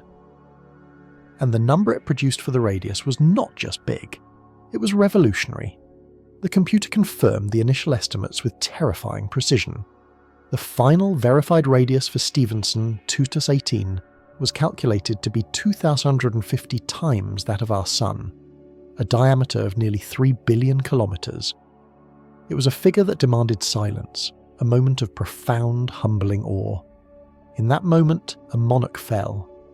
For years, the undisputed king of the stars had been Scuti, another colossal red supergiant. Its estimated radius, at around 1,700 times that of the Sun, was already a number that strained the imagination.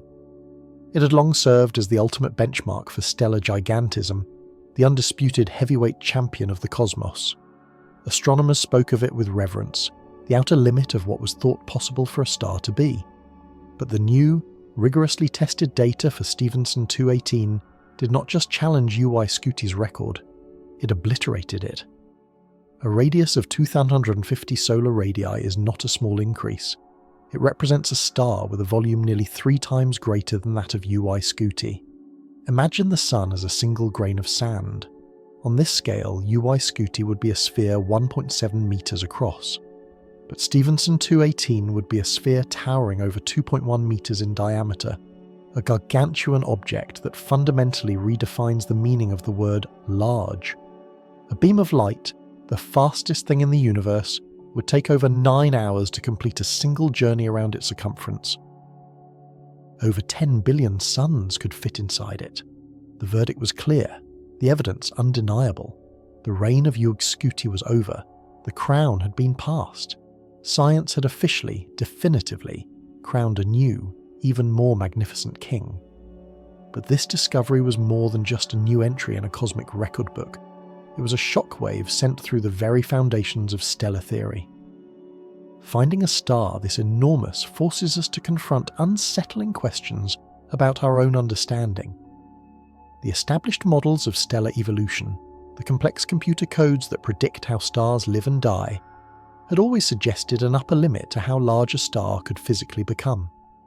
This theoretical barrier, known as the Hayashi limit, defines a boundary beyond which a star should not be able to maintain hydrostatic equilibrium. A star that grows too large should, in theory, become catastrophically unstable, and collapse or tear itself apart. Stephenson 2-18 does not just approach this limit, It pushes right up against it, perhaps even teetering on its very edge.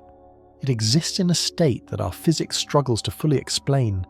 How can a single, gravitationally bound object maintain its structure on such an impossibly bloated scale? What forces are at play in its interior that prevent it from simply dissipating into space? The dethroning of UY Scuti was the end of one story, but the coronation of Stephenson 2-18 was the beginning of a much deeper, more profound mystery.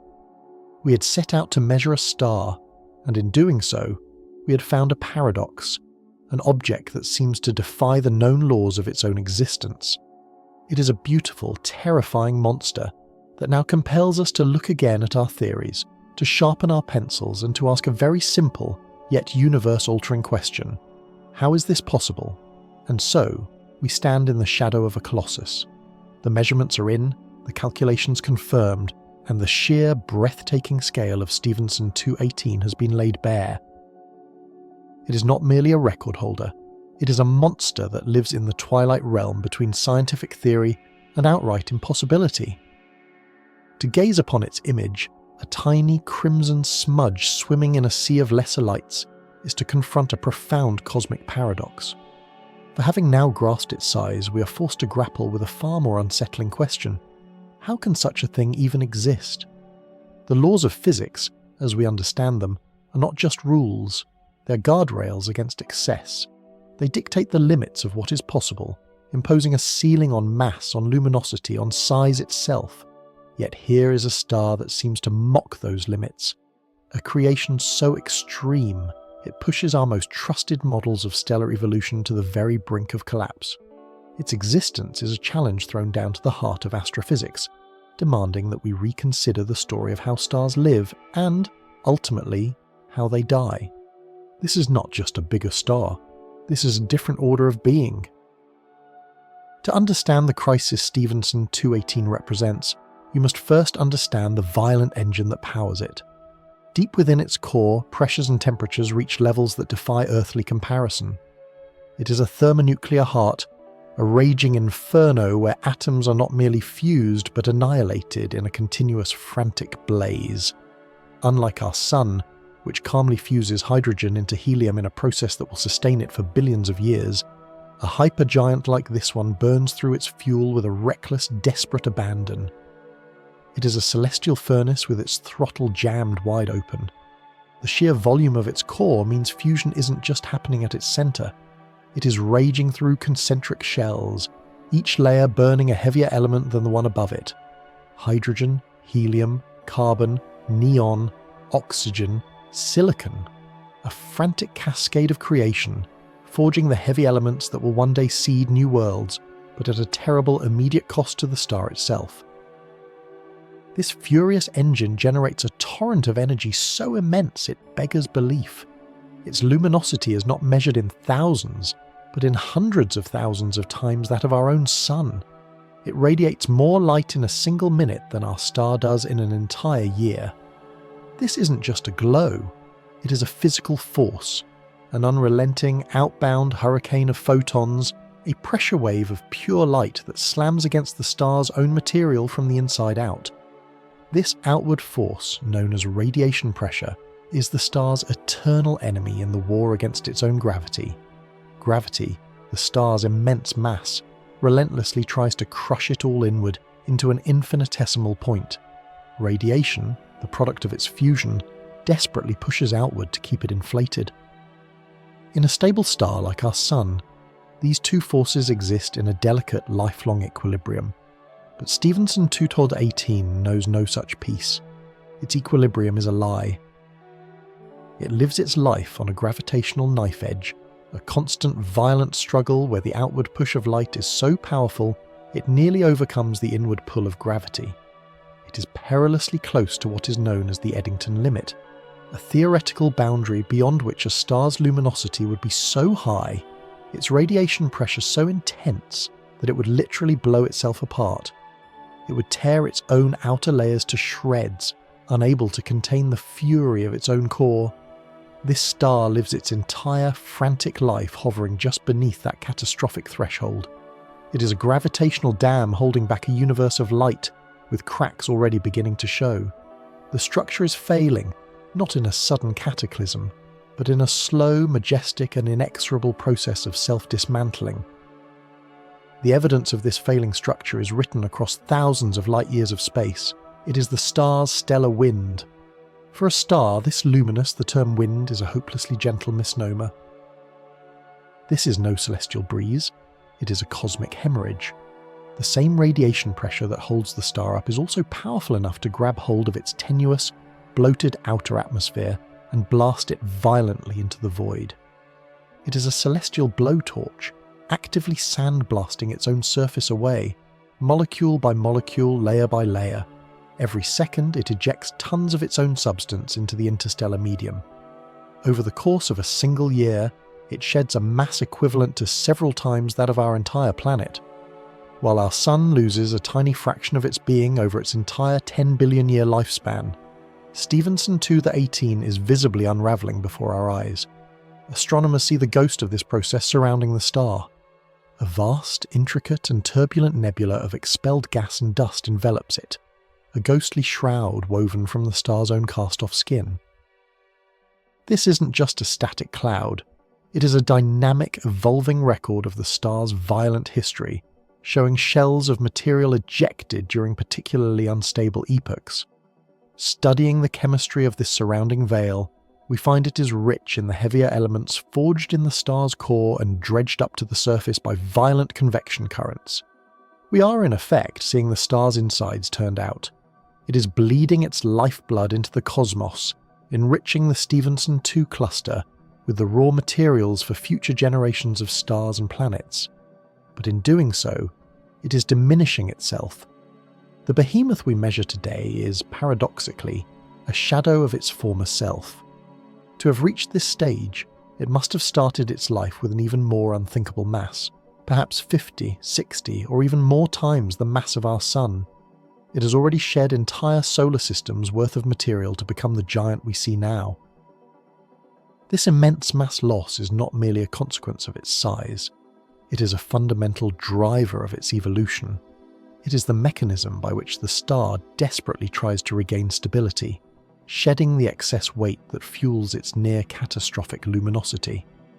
Yet this process itself creates a feedback loop of instability. As the outer layers are stripped away, we see deeper, hotter, more volatile layers of the star. The star's very appearance changes, its temperature and colour shifting over timescales that are, astronomically speaking, the blink of an eye. In the past, it may have been a hotter, bluer star. Today, it is a bloated, cool red hypergiant, its vast surface area allowing it to radiate away its immense energy at a lower temperature.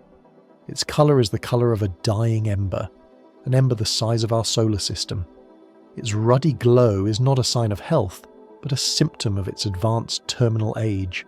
And this is where our models begin to fray and tear.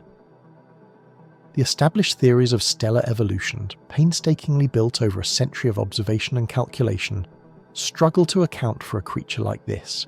The first, most fundamental problem is one of birth. How does a star accumulate so much mass in the first place? When a protostar is forming from a collapsing cloud of gas and dust, it begins to heat up. As it grows, its burgeoning radiation pressure starts to push back against the very material that is falling into it. For most stars, there is a natural limit, a point where the outward push becomes so strong that it halts any further accretion. It effectively cuts off its own food supply. For a star to grow to the initial mass required to become Stephenson 2-18, it would have had to somehow bypass this fundamental restriction. Did it form in an environment of unimaginable density, where material was forced onto it faster than it could push it away? Or, as a more tantalizing theory suggests, was it not born, but made? Perhaps what we are seeing is not a single star, but the product of a series of cataclysmic mergers.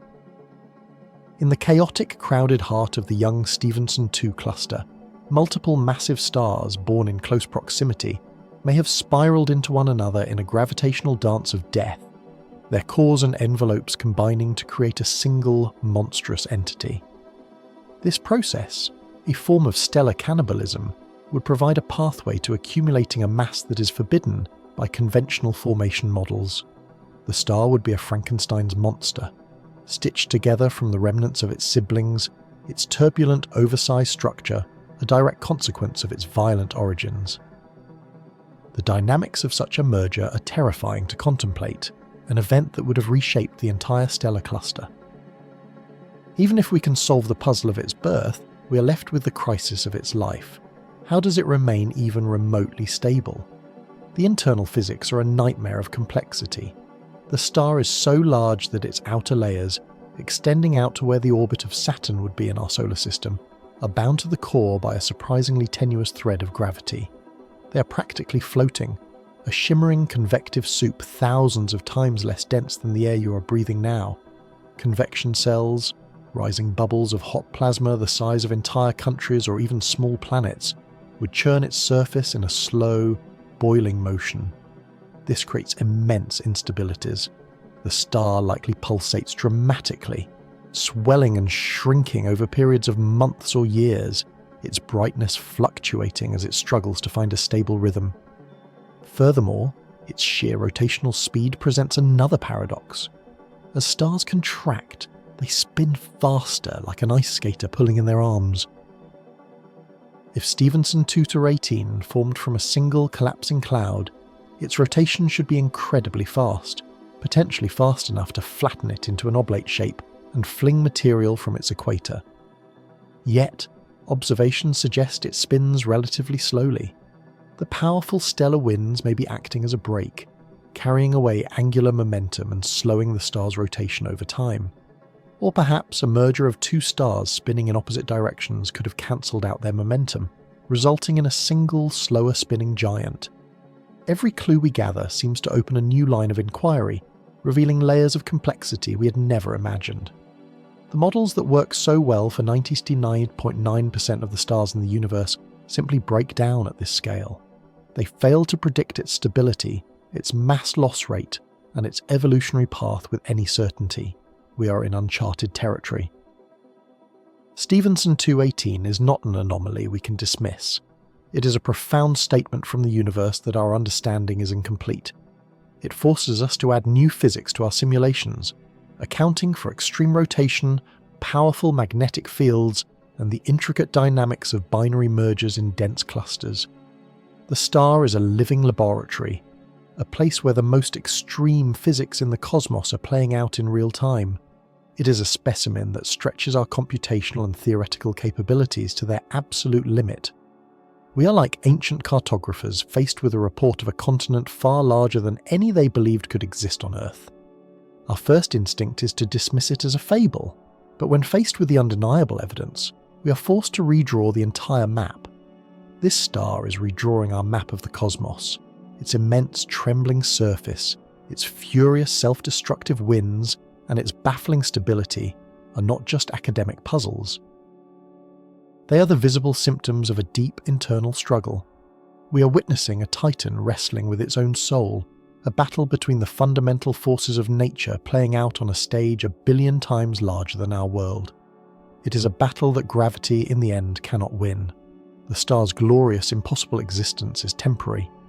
The very forces that make it so magnificent are the same forces that are actively destroying it, pushing it relentlessly toward a truly spectacular end. The deep, crimson light we see today, having travelled for 20,000 years to reach our telescopes, is the light of a dying king.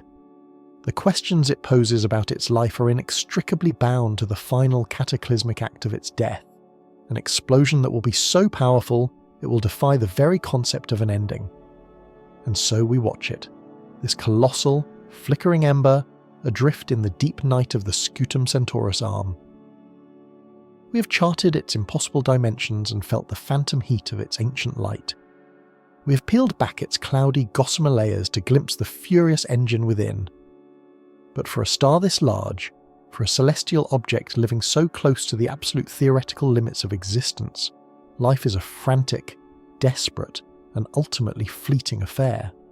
Its very size, the quality that inspires our deepest awe, is also its death sentence.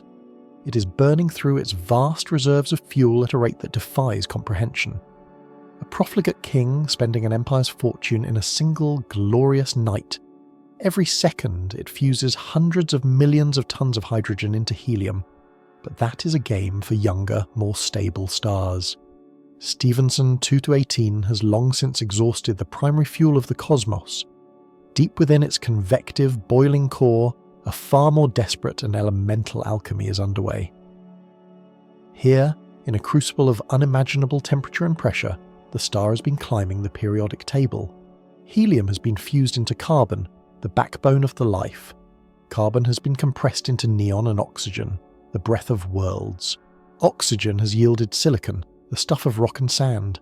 Each stage of this cosmic manufacturing process buys the star a little more time, a brief stay of execution against the relentless, crushing force of its own gravity. Each new, heavier element provides a burst of outward pressure, a temporary reprieve. But the clock is ticking down, and the returns are diminishing. Hydrogen fusion can sustain a star for billions of years. Helium fusion might last for 1,000,000. For a titan like Stephenson 2-18, the later stages of carbon, neon and silicon burning are a frantic sprint. These phases may last only centuries, then decades, then years, and finally mere days. The star is consuming its own heart to stay alive. And at the end of this desperate chain of creation lies a final, immutable dead end. A substance that marks the point of no return. Iron. The fusion of elements lighter than iron releases energy, powering the star and holding gravity at bay. But to fuse iron into anything heavier requires an input of energy. It does not produce it. Iron is the final ash of the nuclear furnace, an element that will not burn. When the core of Stephenson 2-18 finally becomes a dense, inert ball of iron, the star's long and violent life is, for all intents and purposes, over. The outward pressure from fusion, the force that has supported quintillions of tons of stellar material for millions of years, vanishes. It doesn't fade away, it simply turns off. In that instant, a silence falls at the heart of the maelstrom, and gravity, the patient, ever-present victor in all cosmic struggles, finally wins. What happens next is one of the most violent and complex events in the known universe. The star's immense outer layers, suddenly robbed of their support, begin to fall inward. A sphere of gas with a radius of nearly 10 astronomical units, a structure so vast it would swallow the orbit of Saturn, begins to collapse upon itself. The speed of this collapse is breathtaking, reaching velocities of over 70,000 kilometers per second, a quarter of the speed of light. The entire gargantuan star is thundering down towards its own center. This is the precipice, the final branching path in the story of Stephenson 2-18. From this single cataclysmic moment of core collapse, its destiny will splinter into one of several spectacular, terrifying, or eerily quiet possibilities. Each outcome will ripple through its galactic neighborhood, and each holds profound implications for our understanding of the cosmos. For most massive stars, this is the trigger for a final glorious act of defiance, a supernova. As the outer layers slam into the newly formed, impossibly dense neutron core, they don't just hit it, they rebound. A shockwave of unimaginable power is born from this cosmic bounce, this outward propagating wave of pure energy, reinforced by a stupendous blast of ghost-like particles called neutrinos, begins to tear through the infalling stellar material. It becomes a runaway thermonuclear explosion. The star, in its final moment, detonates. If Stephenson 2-18 were to go supernova, it would be a spectacle unseen in our galaxy for centuries. From our vantage point 16,000 light-years away, it would suddenly flare into view. Overnight, a new and brilliant star would appear in our sky, a celestial beacon easily visible to the naked eye. It would likely outshine every other star in the night, perhaps even rivaling the brilliance of Venus. A final, spectacular death cry made visible across a vast swathe of the Milky Way. For any potential life on planets orbiting nearby stars within the Stephenson 2 cluster, the event would be an apocalypse. A wave of high-energy radiation, X-rays and gamma rays would wash over them, sterilizing surfaces and stripping away atmospheres. The light would be blinding, a new sun ignited in their sky, followed by a slower moving tsunami of stellar debris that would scour their systems for millennia. But from the ashes of this destruction, creation would begin anew. The expanding shockwave, ploughing through the interstellar medium, would compress clouds of gas and dust. It would be a cosmic snowplow, creating pockets of such high density that their own gravity would take over. The death of this one colossal star would trigger the birth of a new generation of hundreds, perhaps thousands, of smaller suns and their attendant worlds. The supernova remnant, the ghostly expanding shell of the star's former self, would glow for thousands of years. A delicate, intricate shroud of superheated gas, laced with the heavy elements forged in the star's life and its explosive death. It would become a celestial memorial, a testament to the titan that once was, and a fertile nursery for the stars that are yet to be. This is the classic time-honoured end for a stellar heavyweight, a cycle of death and rebirth played out on a galactic stage. But Stephenson 218 is not a classic heavyweight. It is an outlier, a monster. And for monsters, there are more monstrous ends. The sheer mass of this star opens the door to a far more violent and far more terrifying possibility. It may not just produce a supernova, it may unleash a hypernova.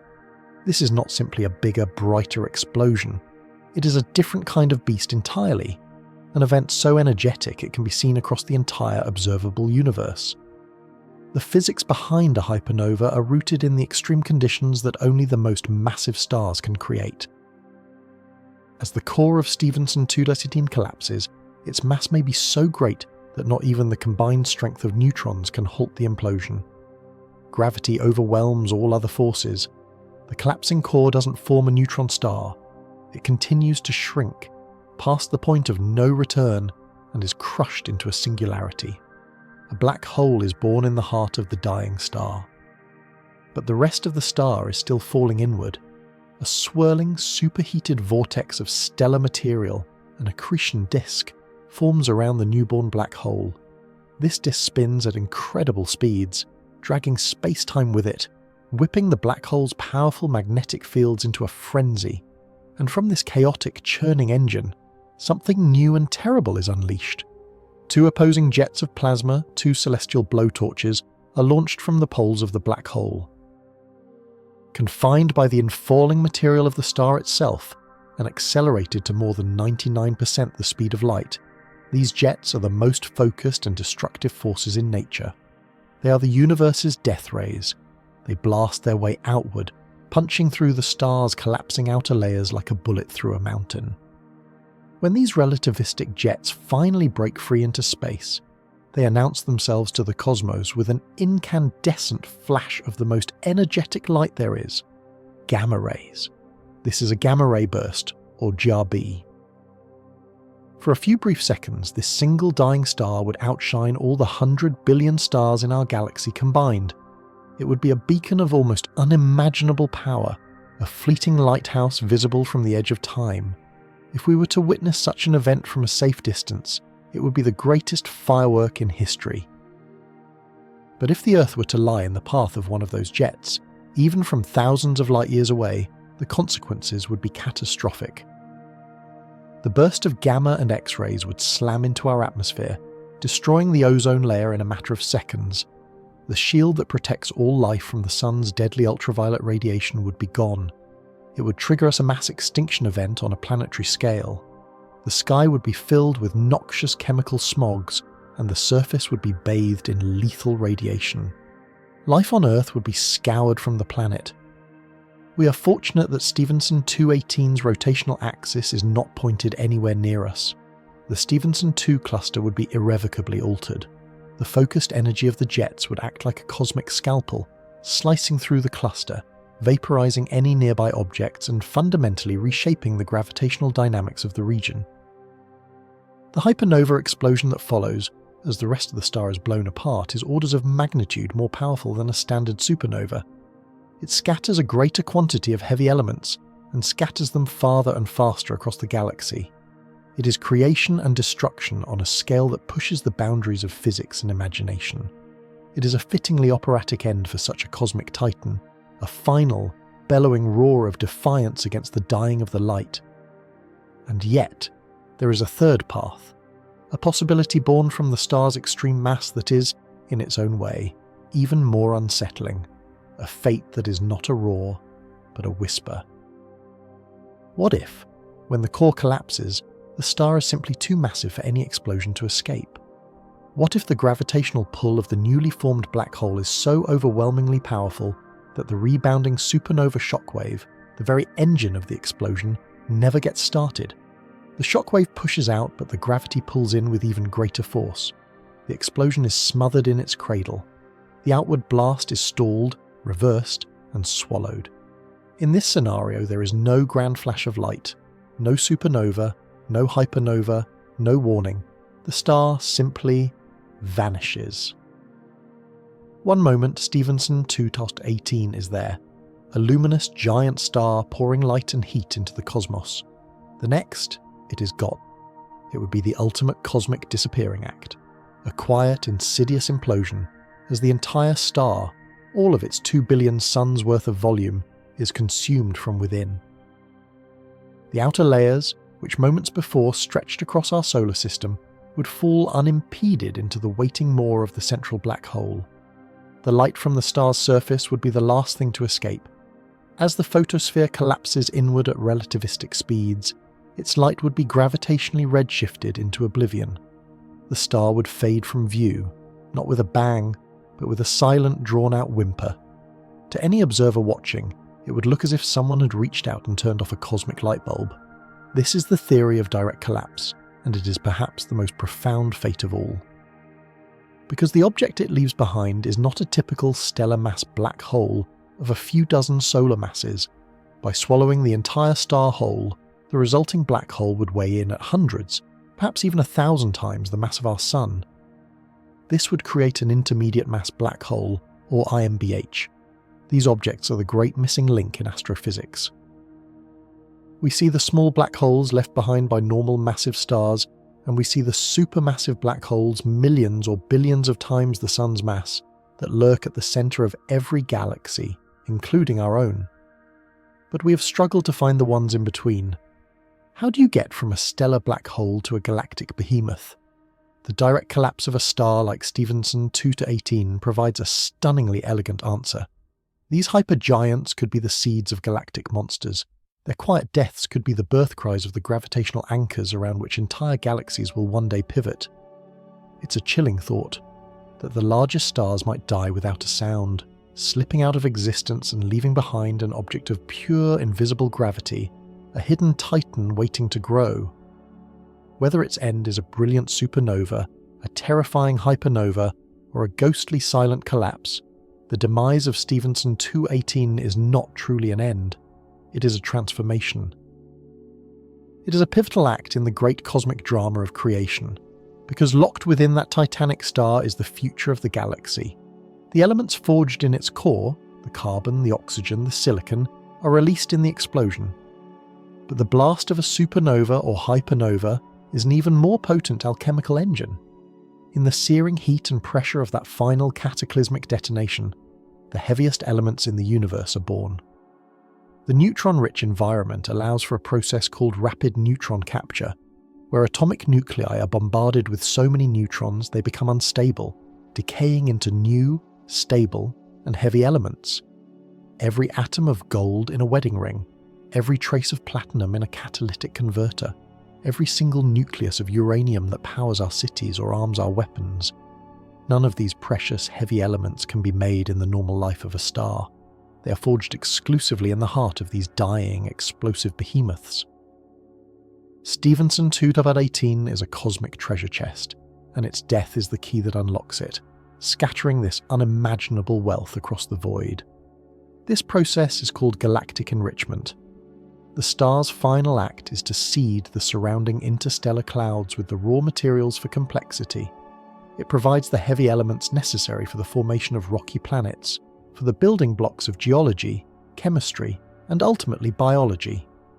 The iron that courses through your veins, the element that allows your blood to carry oxygen, was forged deep inside a massive star and flung across space in its death throe. The calcium that gives strength to your bones was created in the same cosmic furnace. We are, in the most literal and profound sense, the children of these cataclysms. Our bodies are built from the ashes of dead stars. When we look at Stephenson 2-18, we are not merely observing a distant exotic object. We are looking at a living example of one of our own cosmic ancestors. We are seeing the process that made our world and our very existence possible. And so the great cycle continues. The star's death will enrich the gas and dust of the Stephenson 2 cluster. From that enriched material, new stars will coalesce, smaller and more stable, perhaps. Around them, new planets will form, planets born with an inheritance of heavy elements that our own early solar system could only dream of. What kind of life might arise on such a world? What new possibilities are unlocked when a solar system is seeded with the complete contents of a hypergiant star? The legacy of Stephenson 2-18 will not be written in the light of its life, but in the countless worlds and suns born from its spectacular, universe-altering death. Its final, violent breath is the galaxy's promise of a richer, more complex future. And as we stand here, on our small protected world, looking out across the gulf of 16,000 years, we realise we're not just witnessing the potential end of a star. We're watching the beginning of countless new stories yet to be told. And so, our journey across 19,000 light-years comes to its final, breathtaking vista. We have returned from the edge of imagination, having stood in the shadow of a star that defies not only our sense of scale, but the very laws we once thought were ironclad. To gaze upon Stephenson 2-18, even through the lens of data and deduction, is to witness a cosmic impossibility made real.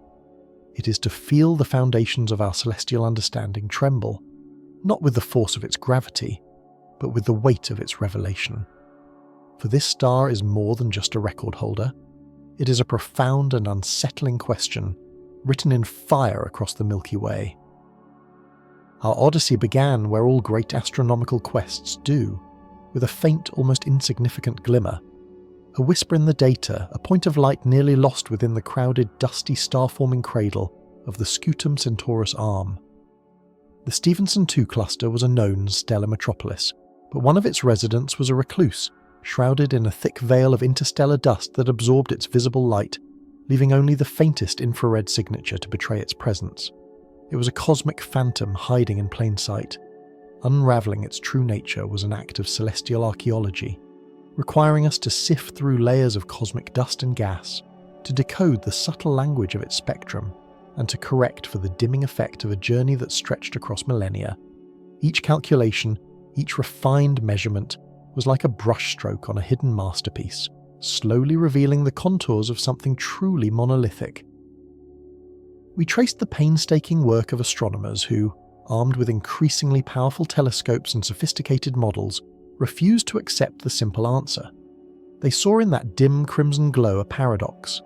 The star was too faint to be close, yet its temperature suggested it was a cool, dying ember. The only way to reconcile these conflicting clues was to accept a conclusion that bordered on the absurd, that the star was not small or dim at all. Instead, it was an object of almost unimaginable size and power, located at a staggering distance, its true glory almost entirely suffocated by the vast cosmic fog that lies between us. The moment of realization must have been one of sheer, unadulterated shock. A quiet gasp in an observatory control room, a number on a screen so far outside the expected range that it had to be checked and checked again. But the data held. The calculations were sound. The ghost in the machine was in fact a Titan. A star so colossal that if you were to place it at the heart of our own solar system, its fiery edge would engulf the orbit of Saturn. Every planet we know, from Mercury to Jupiter, would become nothing more than vaporized atoms within its churning, incandescent atmosphere. Our own Earth would be a memory, swallowed whole more than 1 billion kilometers deep inside this celestial furnace. For a moment, we must pause here. Let the sheer physical reality of that statement settle, This is not science fiction. This is not a theoretical construct. Stephenson 2-18 is a real place, a physical object, a sphere of plasma burning with the light of nearly 500,000 suns. It is an anchor in the cosmos, a gravitational gyroscope around which its smaller yet still enormous cluster mates faithfully orbit. To comprehend its existence is to fundamentally recalibrate our perception of what a star can be. For decades, we have operated with an understanding of stellar limits, a theoretical ceiling on mass and size governed by a delicate and violent balance. A star, after all, is a constant war fought between two implacable forces. There is the inward crush of gravity, relentlessly trying to collapse the star into a single point. And there is the outward blast of radiation pressure, the fury of nuclear fusion in its core pushing everything apart. This cosmic duel defines a star's life. If a star accumulates too much mass, the radiation pressure from its hyperactive core becomes so intense that it should, by all rights, blow its own outer layers away. This principle, known as the Eddington limit, was thought to be a hard boundary, a cosmic constitution that no star could violate. Then came Stephenson 2-18. It doesn't just break the rules, it dances on the very edge of them with terrifying grace. It exists in a state of such exquisite, violent equilibrium that our models struggle to contain it. The star is so massive and luminous that it lives its life on a knife's edge, constantly shedding enormous quantities of its own substance into space. Its stellar wind is not a gentle breeze but a celestial blowtorch, a torrent of charged particles carrying away the mass of our own sun every few 100,000 years. This process creates the vast layered nebulae we see around such hypergiants, the ghostly shrouds of their own self-destruction. This behemoth is, in a very real sense, dissolving itself, bleeding its essence into the void. Its very formation becomes a profound mystery, a challenge to our theories of stellar nurseries. How does a single protostellar cloud gather so much material in one place, without the nascent star's own radiation pressure blasting the remaining gas and dust away before it can grow to such proportions? Did it form through a series of dramatic, chaotic mergers, with smaller stars colliding and coalescing in a gravitational mosh pit? Or does some unknown physical mechanism allow certain privileged stars to bypass the normal checks and balances, to gorge themselves on their birth cloud in a runaway process of accretion? Stephenson 2-18 offers no easy answers. It is a monument to our ignorance, a beautiful, burning testament to the fact that the universe is far more creative and far more extreme than our equations had ever dared to predict. And what of its final act? For a star that has lived such an extraordinary life, its death will be a spectacle of unimaginable proportions. The fate of stars this massive is one of the most exciting and debated topics in modern astrophysics. For many years, the default assumption was a hypernova, an explosion so cataclysmic it would outshine the entire Milky Way galaxy for a few brief, glorious weeks. A blast that would forge the heaviest elements in the universe, gold, platinum, uranium, and scatter them across light years of space, seeding the next generation of stars and planets. This is the cosmic alchemy that makes our own existence possible, the cycle of stellar death and rebirth that enriches the universe with the building blocks of life. But Stephenson 2-18's immense mass presents another, even more exotic possibility.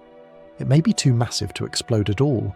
The inward pull of its own gravity might be so overwhelmingly powerful that when its core finally runs out of fuel, there will be no outward explosion, no final defiant roar of light.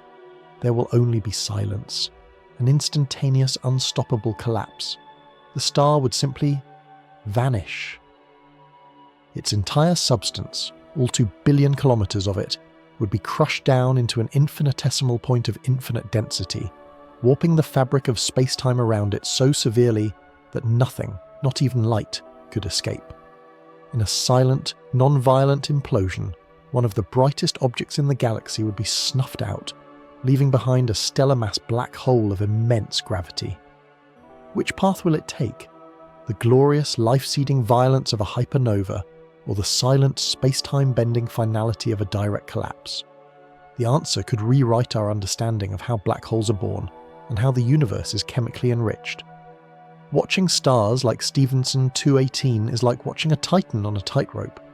We are witnessing the final, unstable, magnificent moments of its life, a performance that has been running for a few million short years, and whose finale is now, in cosmic terms, imminent.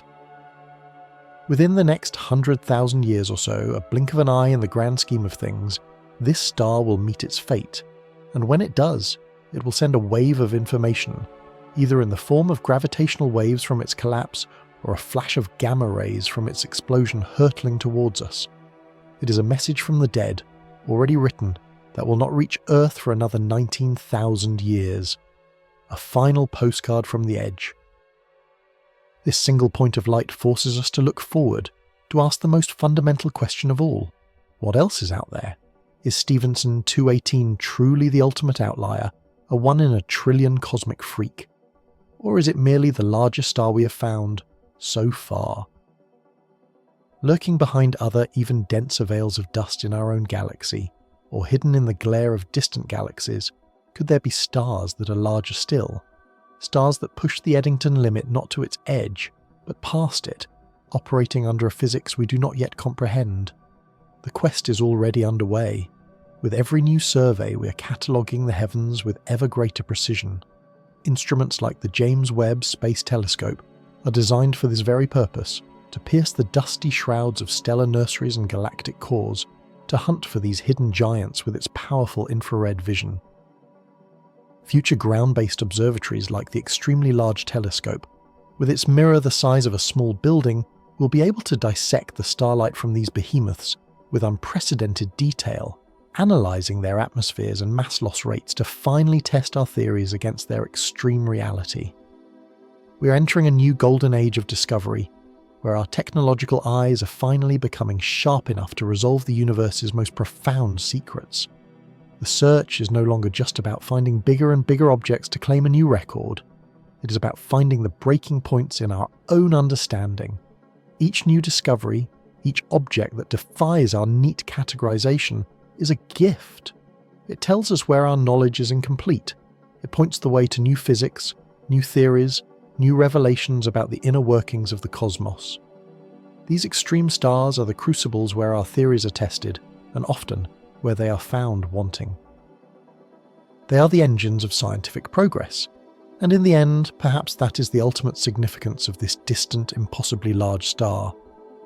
It reminds us of the sheer, humbling grandeur of the universe in which we are so infinitesimally small. To contemplate Stephenson 218 is to be confronted with a scale that our minds can barely contain, a power that dwarfs all human experience, and a beauty that is born from the most violent and extreme forces in nature. It connects us to the grand cosmic narrative. The iron in your blood, the calcium in your bones, the oxygen you are breathing at this very moment. These elements were not forged in the Big Bang.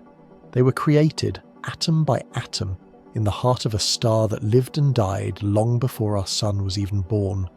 Stars like Stephenson 218 in their final, explosive moments are the great sowers of the cosmos, the alchemical furnaces that create the raw materials for planets, for life, for us. We are, in the most literal sense, the children of the stars. Our existence is a legacy of their deaths. And so, when we look out into the darkness, we are not just observers of a disconnected, sterile cosmic machine. We are looking at our own origin story. We are seeing the process of creation unfold on the grandest possible scale. The universe is not just out there, it is in us. This realization transforms our perspective. The night sky is no longer a collection of distant twinkling lights, but a vast interconnected ecosystem, a tapestry of creation and destruction of which we are an intimate and inextricable part. The discovery of Stephenson 218 has not just given us a new sense of scale, it has deepened that profound connection. Our journey to this celestial leviathan has shown us that the universe will always be more spectacular, more mysterious, and more surprising than we can imagine. For every question we answer, a dozen more, deeper and more wonderful rise up to take its place. That is the true engine of human exploration. Not the finding of answers, but the relentless, insatiable pursuit of the next question. Stephenson 218 will one day fade its brief, magnificent life ending in a flash of glory or a silent collapse. But the sense of awe it has inspired, the scientific curiosity it has ignited, and the humbling perspective it has given us will endure. It has left an indelible mark on our celestial map, a beacon reminding us that there are giants in the sky, and that our quest to understand them has only just begun. The cosmos awaits.